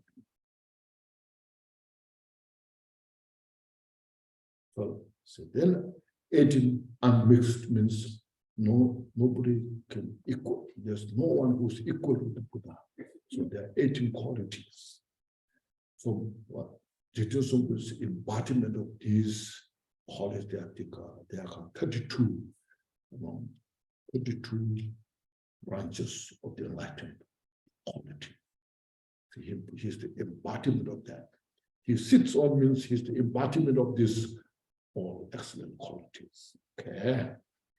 And next, with measure and manner marks, there's a Buddha Sambhoga has 32 measure marks and 18 manner marks.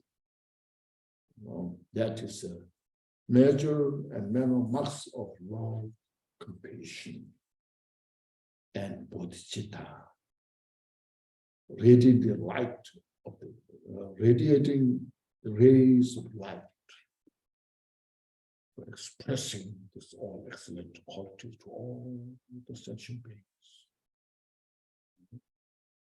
And then the non-conceptual enlightened activities reaching all migrators equal or equally.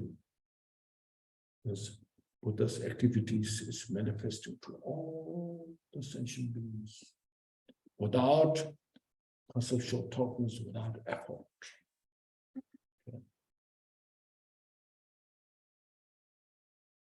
Effortlessly, like when you turn the engine of the aeroplane and lifts from the ground, and then without effort it flies in the sky.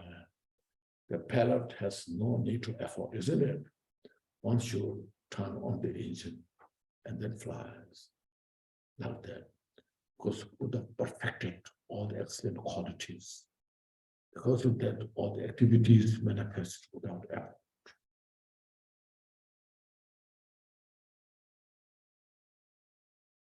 Like wind blows, something like that. Sometimes it's very hot weather, the cool breeze just blow, then you feel so good and hot in the hot weather.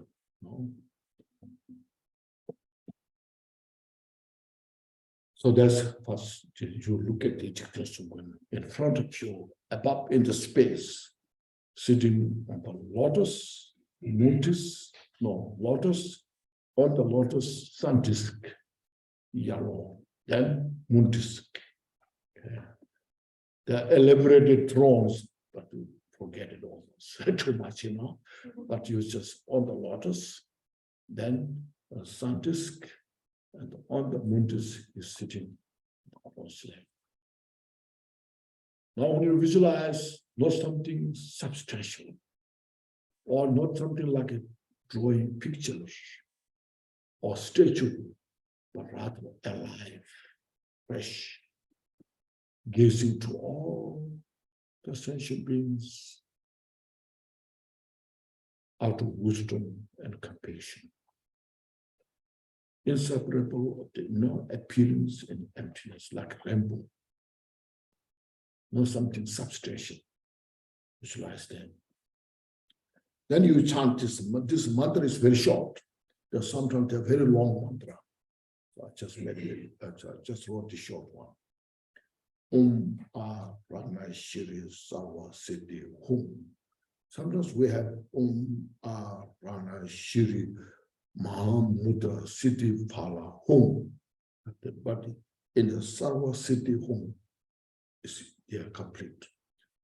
Or city, everyone knows city, attainment, achievement. So the sarva means all the attainments, which includes Mahamudra. All that what we need to achieve with this quality. That may I achieve, may I attain all the excellent qualities of the Buddha. And Ratnashiri is the Jigten Sumgon's name. The Buddha has prophesied his coming in the sutras in this name, Ratnashiri. So we repeat that mantra. So during this reciting mantra, you can recite as many as you like, maybe like 1 mile around or 2 mile around. During that time, you meditate.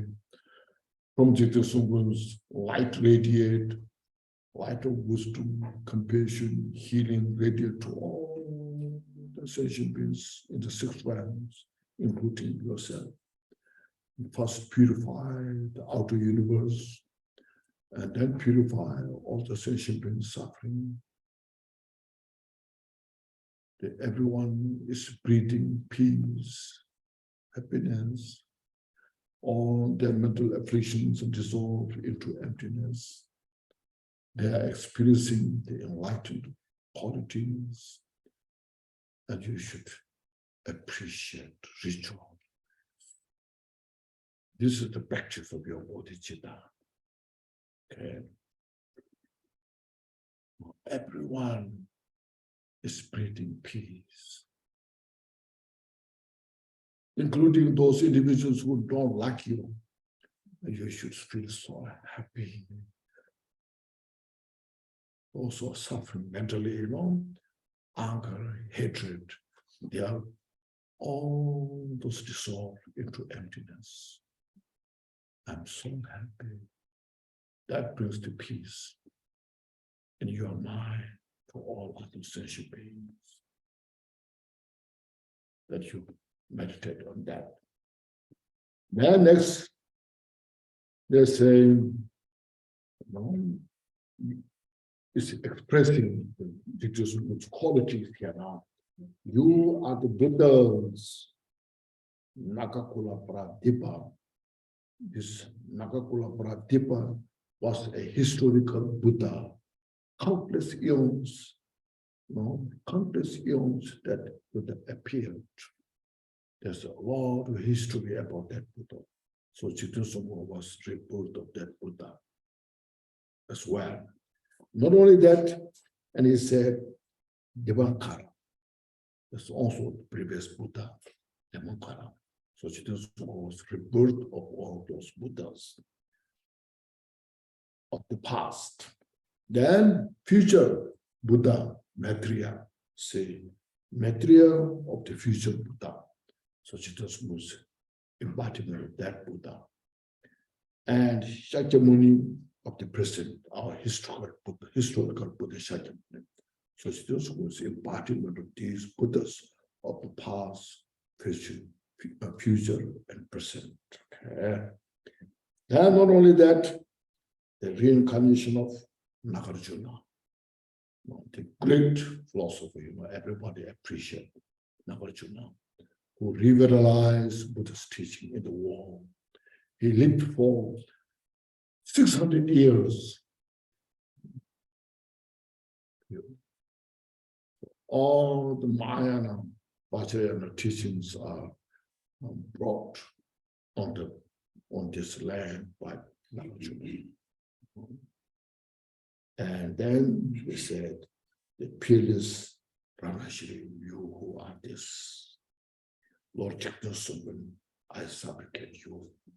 So you repeat this prayer as many times as you like, but at least like 3 times.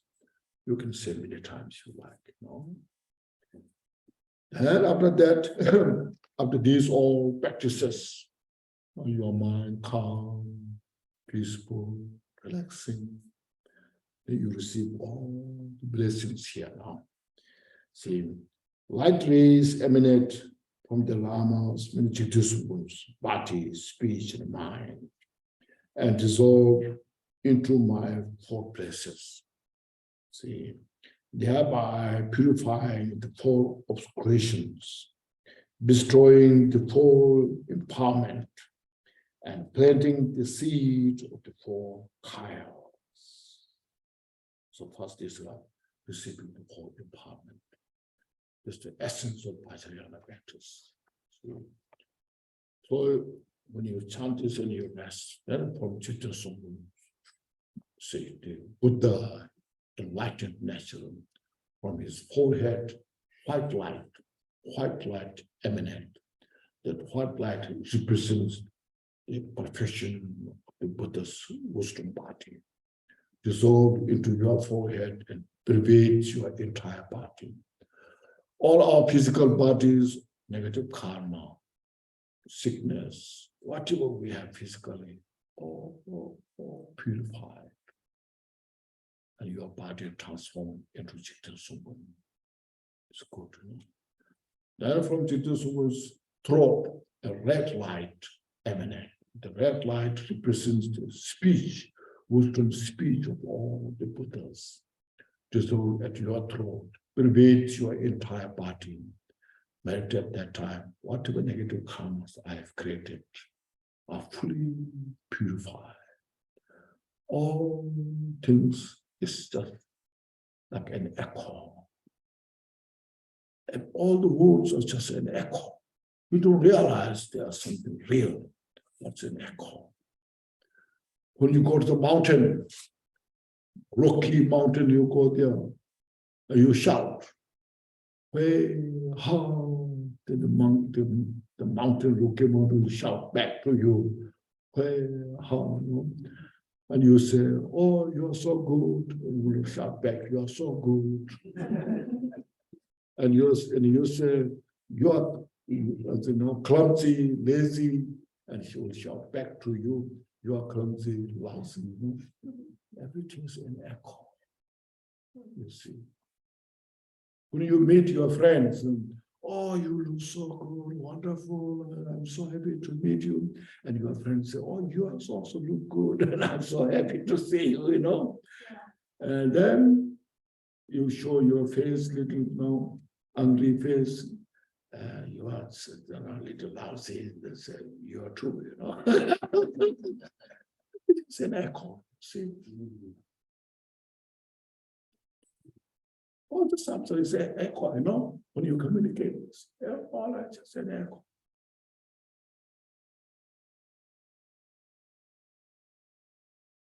Well, first, I forgot first what light. You know, when that time what you do, you received called vase empowerment. Empowerment is called vase empowerment. You plant the seed to achieve the Nirmanakaya, the emanation body of the Buddha. When the red light enters into your throat, purifies the obscuration of speech, and it's called, you receive the secret empowerment, second secret empowerment. And then you plant the seed to achieve the Sambhukakaya.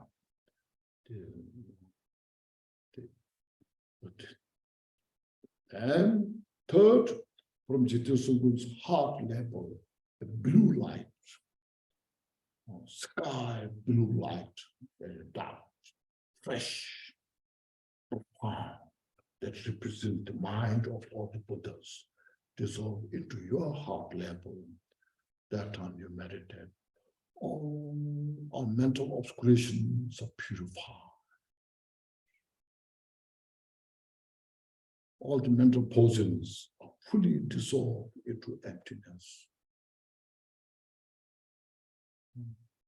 And you meditate, Buddha's mind and your mind are unified.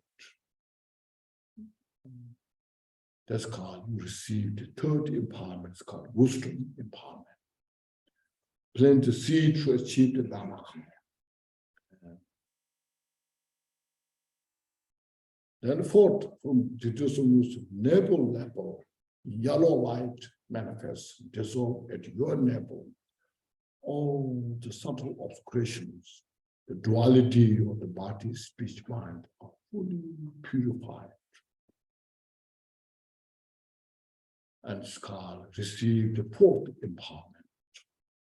You plant the seed, they achieve the Swabhavika, the natural body, inseparable nature of the Buddha, Nirmanakaya, Swabhavakaya, Dhammakaya. Dhammakaya means wisdom body. So these are four empowerments, purifying the four obscurations, and plant the seed of four karmas. Okay. Then next what they said here, the Lama then dissolved into myself. My mind is natural luminosity, emptiness. Then it dissolved into light. With lotus, sun, moon is all dissolved into light, dissolved into you. And you are totally in the nature of the enlightened state. You realize your mind is emptiness. You're aware, you see things precisely without mistake, but no grasping, no fixated, totally relaxed, like nature of the space. You meditate, relax.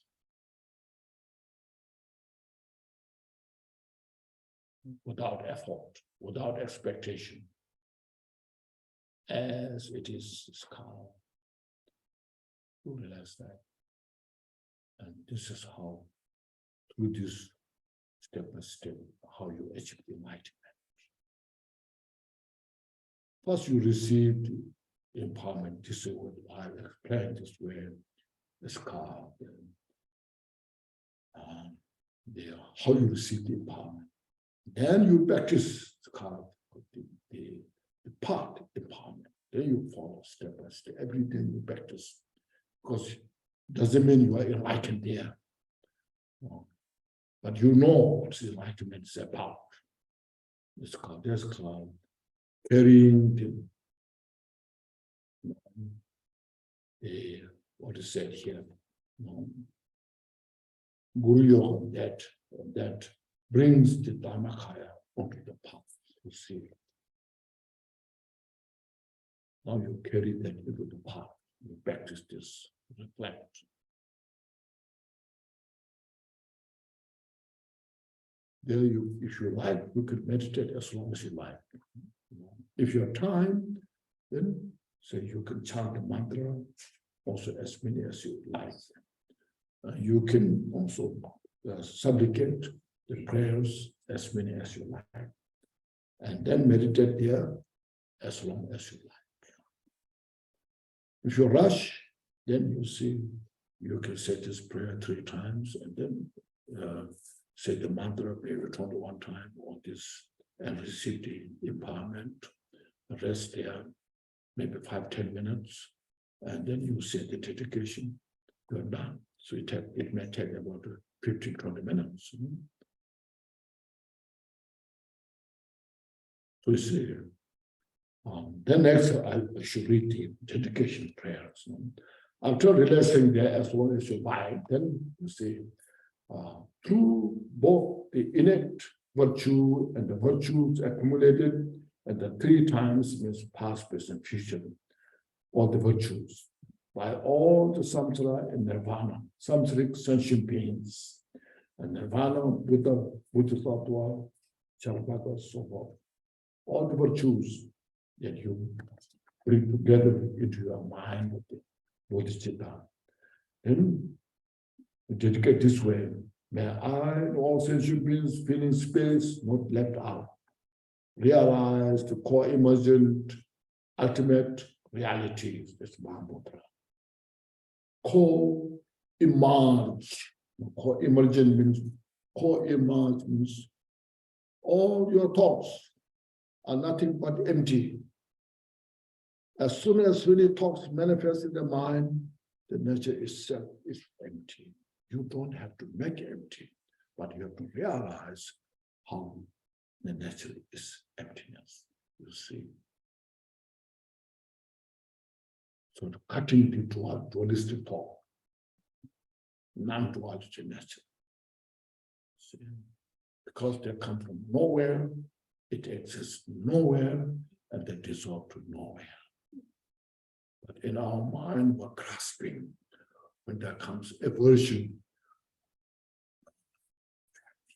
the person's will walk back things to me, But that's just its a condition.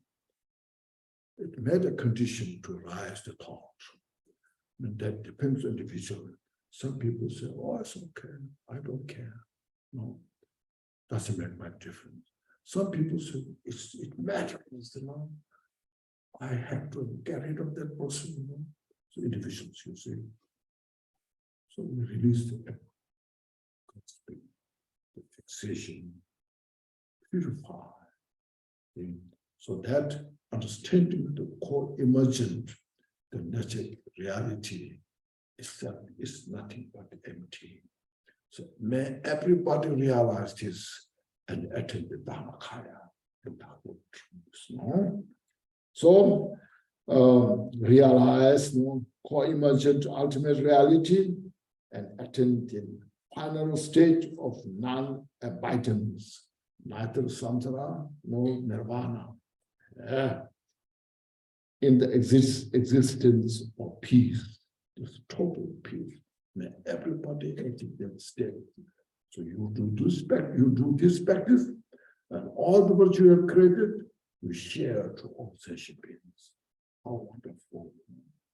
You're not just saying, this is me, this is mine, you know. Instead of this me or mine, it's just share to everybody. Make your life free. So this is the dedication. How do you like this? But there's some yesterday asked me, you know, what kind of practice we should do, you know.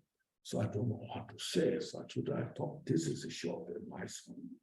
This I wrote because it is we have long text, you know. Those people who are going to center, they know. In text like chanting prayers a couple hours, you know. So there are some people said, we don't have time.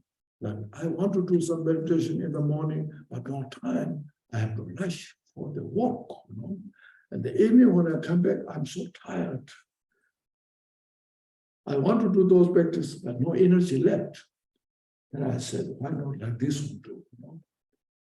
In the morning when you rush, just take 10 minutes and do this practice. In the evening when you're tired, just before bed, you do this, relax. And many people, they said, that's really good, very helpful. When you're so tired, you become so tense, you know.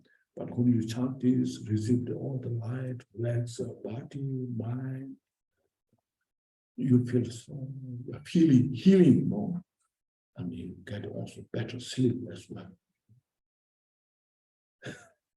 Before it's enlightenment, you get a better sleep. You know?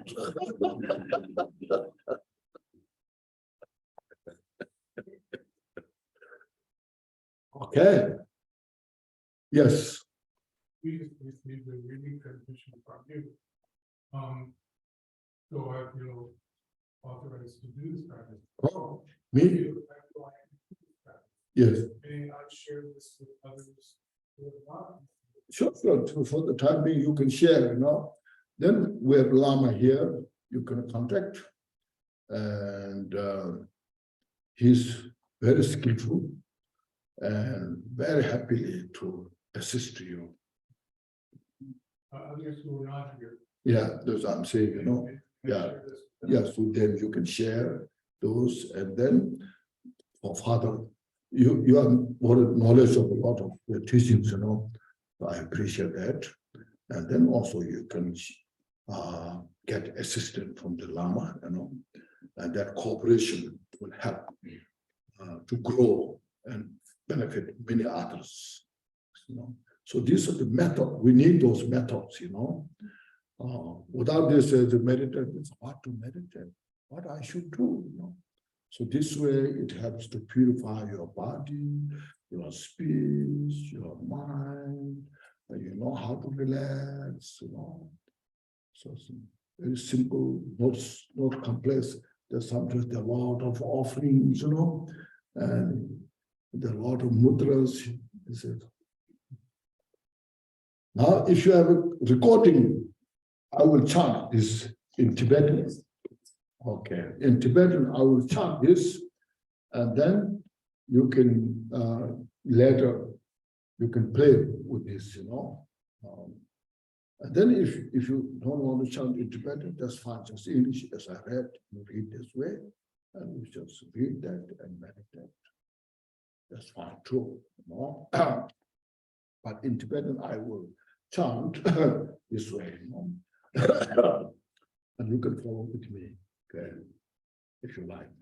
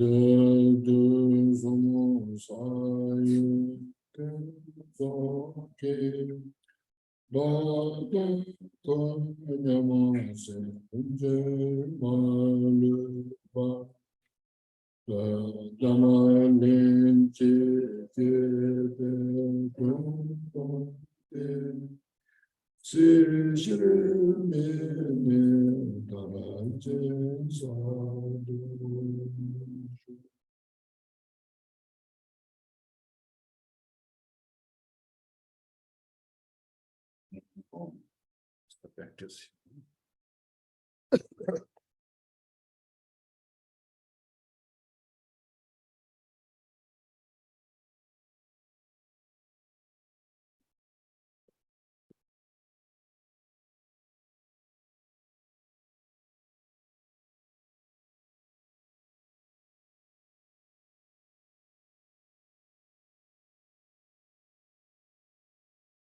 It's a good one, isn't it?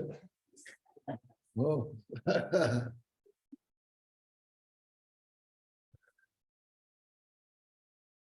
You can do this practice in the morning, in the evening, anytime, and sometimes when you go to park, you sit on the bench, do this practice, relax, gaze the sky.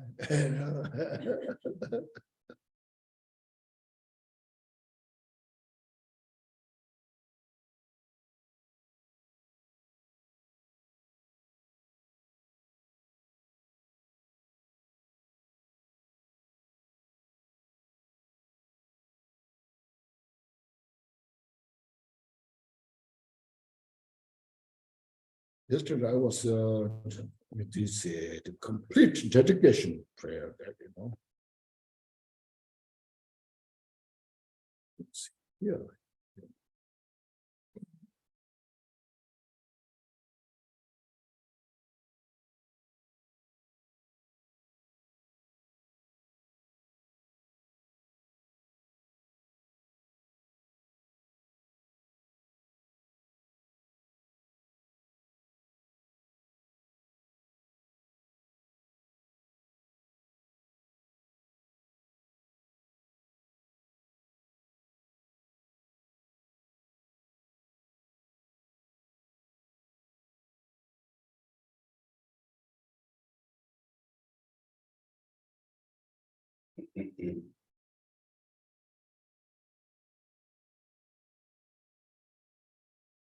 Yeah, this is the complete dedication.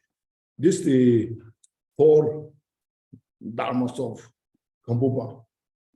If anybody have seen this called 4 dharmas of Kambupa, it's a good size of book. Here we have that dedication prayer said, I'll read it, Glorious, holy, venerable, precious, kind, root and lineage lamas, divine assemblies of Gitams and assemblies of Buddha, Bodhisattvas, Hitam, Yoginis, Dakinis, dwelling in the 10th direction, please hear my prayers.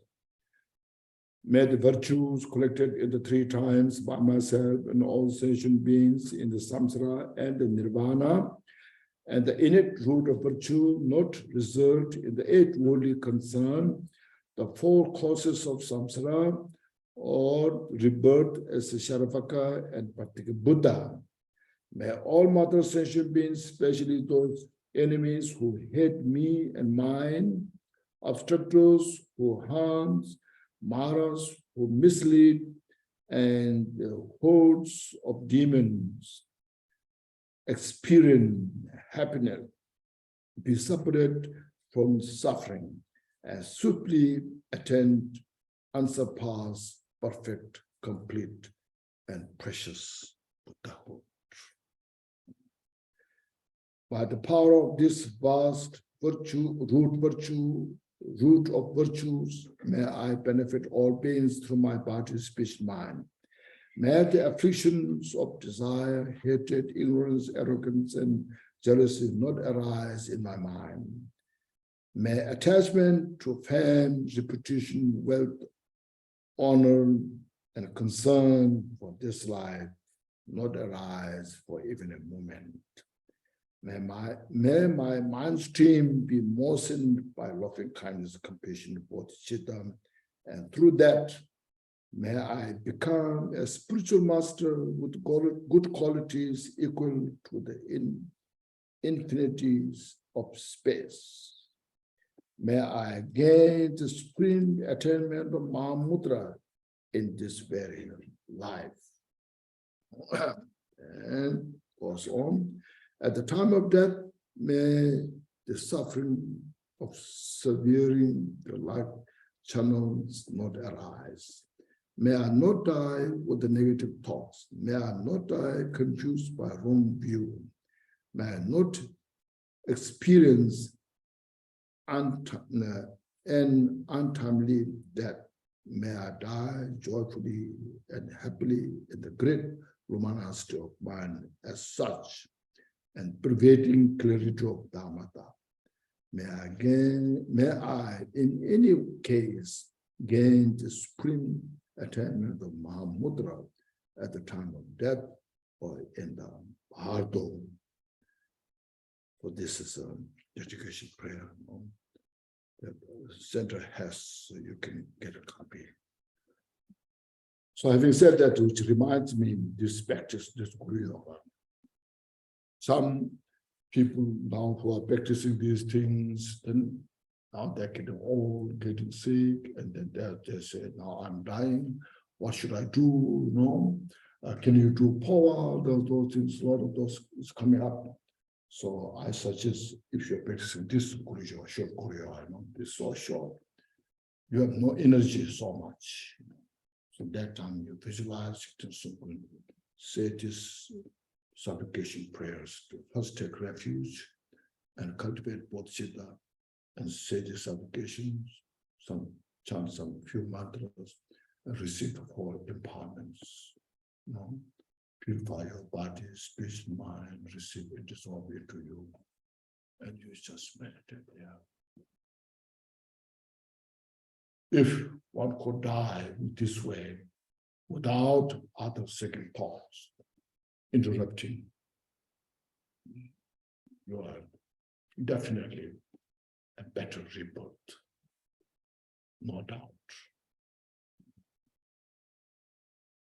So you no need to look around where, no confused, what should I do? No, just concentrate on this. Really can benefit that. It's called Dhammakaya power. Okay. The power, many levels, is the highest power. Because it touches your innate root of the mind.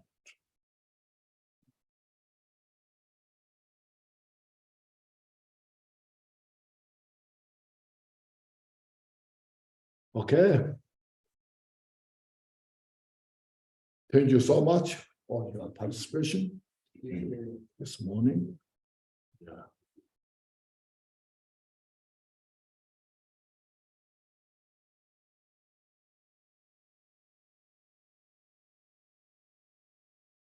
And this afternoon, there's few who are interested taking refuge. There's an opportunity to sit there. Yeah.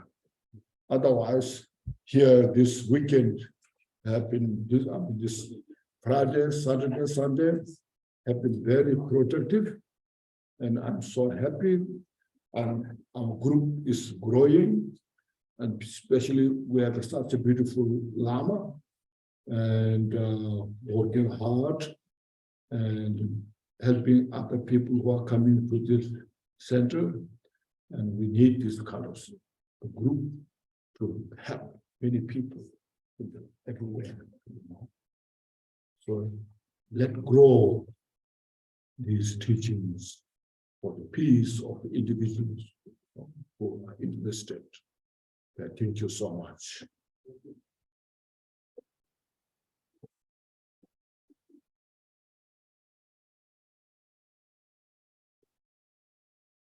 Enlightened?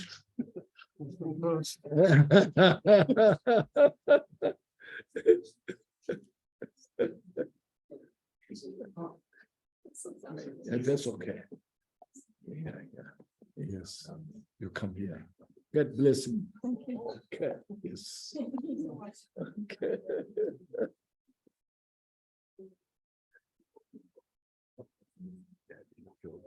No, you gave me yesterday. So happy to see you. Oh, it's wonderful. Many years. Many years. Many years. Yes. No, it's. I need more blessings. Okay. So happy to see you again. Thank you for coming. Exactly. Coming. So good to see you. Yes, I'm so happy here. I don't see you very often, but sometimes I hear you in my head, which is a Yes. good thing. Yes, yes, yes. Yes, thank you so much.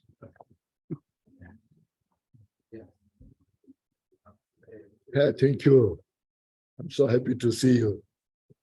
And, well, you can go to see Lama, discuss, okay? Thank you.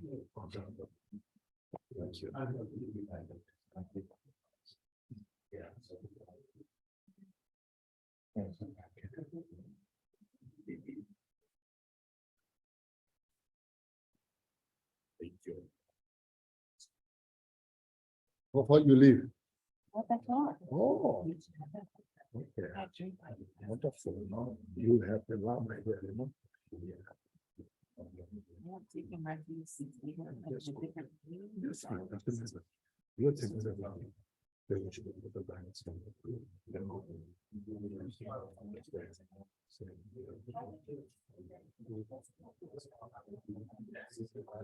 Oh, thank you. Thank you. Sure, sure. I'm sorry. No. I'm very happy to see you. What's your name? Larry. Very.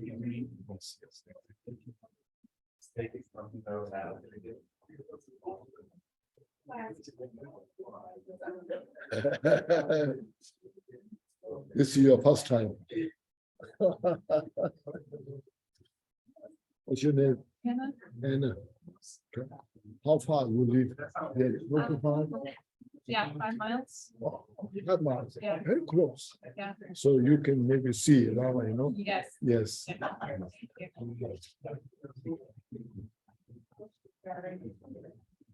thank you. Very good to see you. Okay. I'm so happy. Okay. Yeah.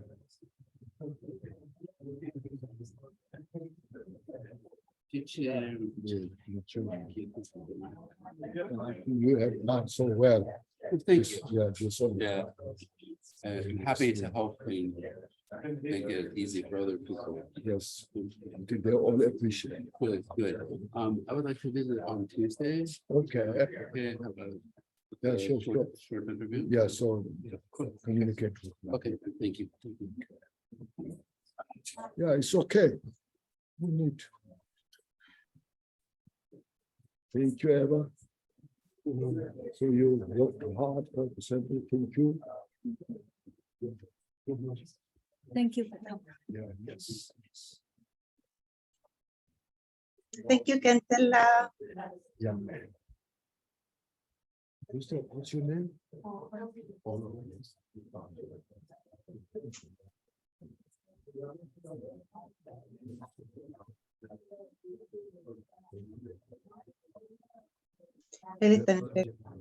Children.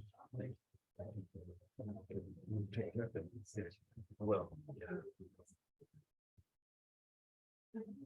People taking refuge, they wait for you kind of that's the refuge of animals. Yeah,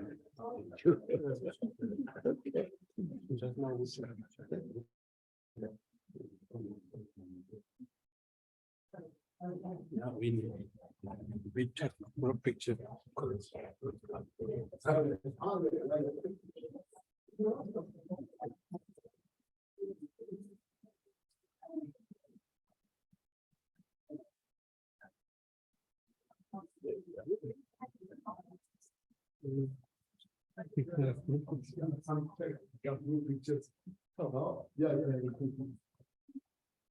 How you got the meditation? Yeah. Okay. Yeah. Wait a minute.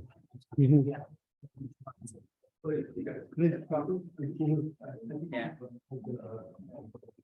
Thank you very much. Yeah, we go there.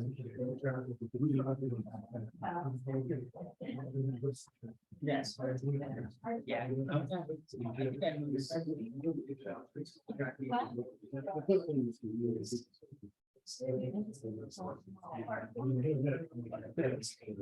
I'm also moving to Dallas, Texas. Any center with that?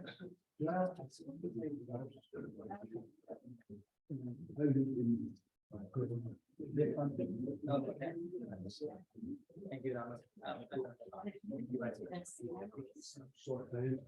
Thank you,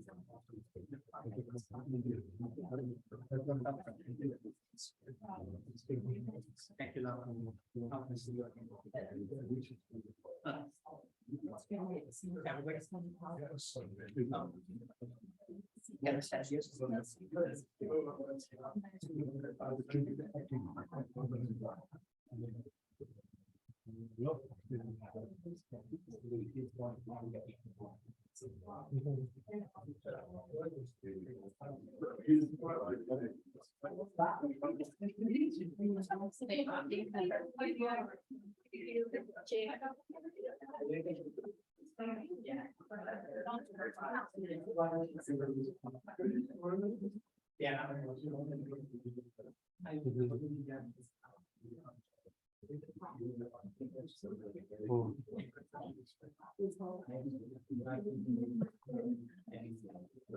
Mama Karsang. Mama Karsang. Jenny, that's it. Thank you.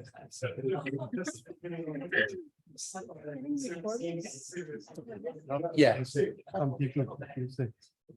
Okay, everybody come on up and we'll get a photo. Who's gonna take the photo? You're gonna take it? I can, somebody.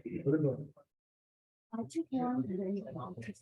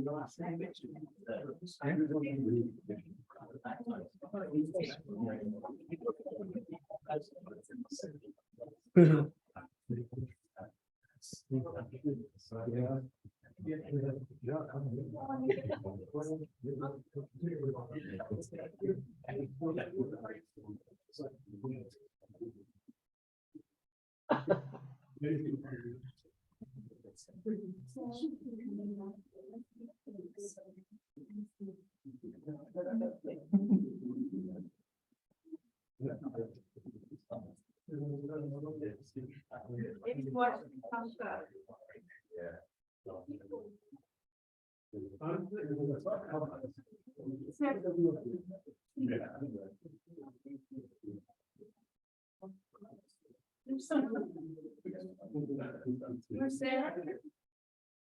Sarah will be coming. She will be coming.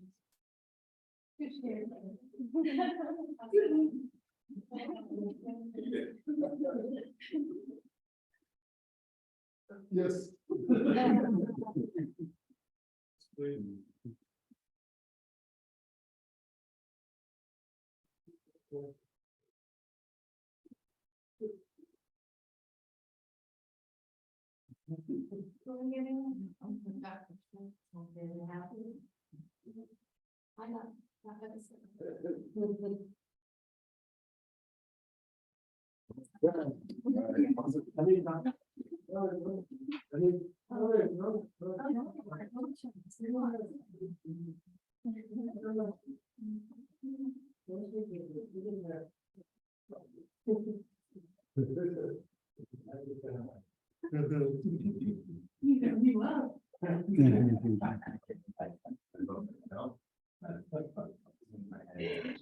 Okay, everybody say Bodhichitta. One more time. Great. Thank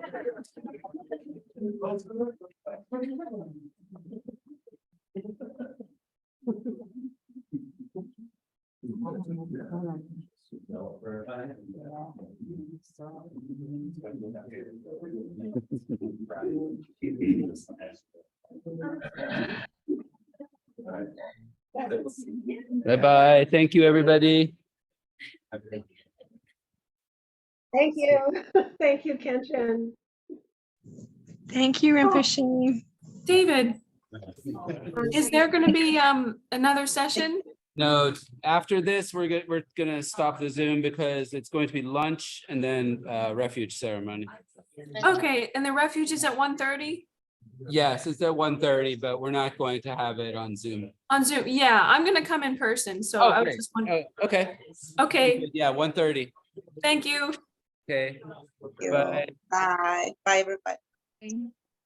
Long you, live Rinpoche.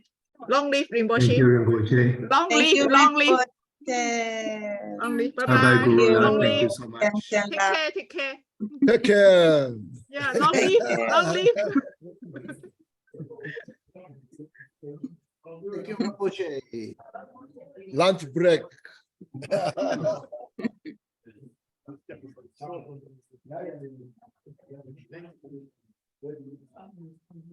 Thank Thank you.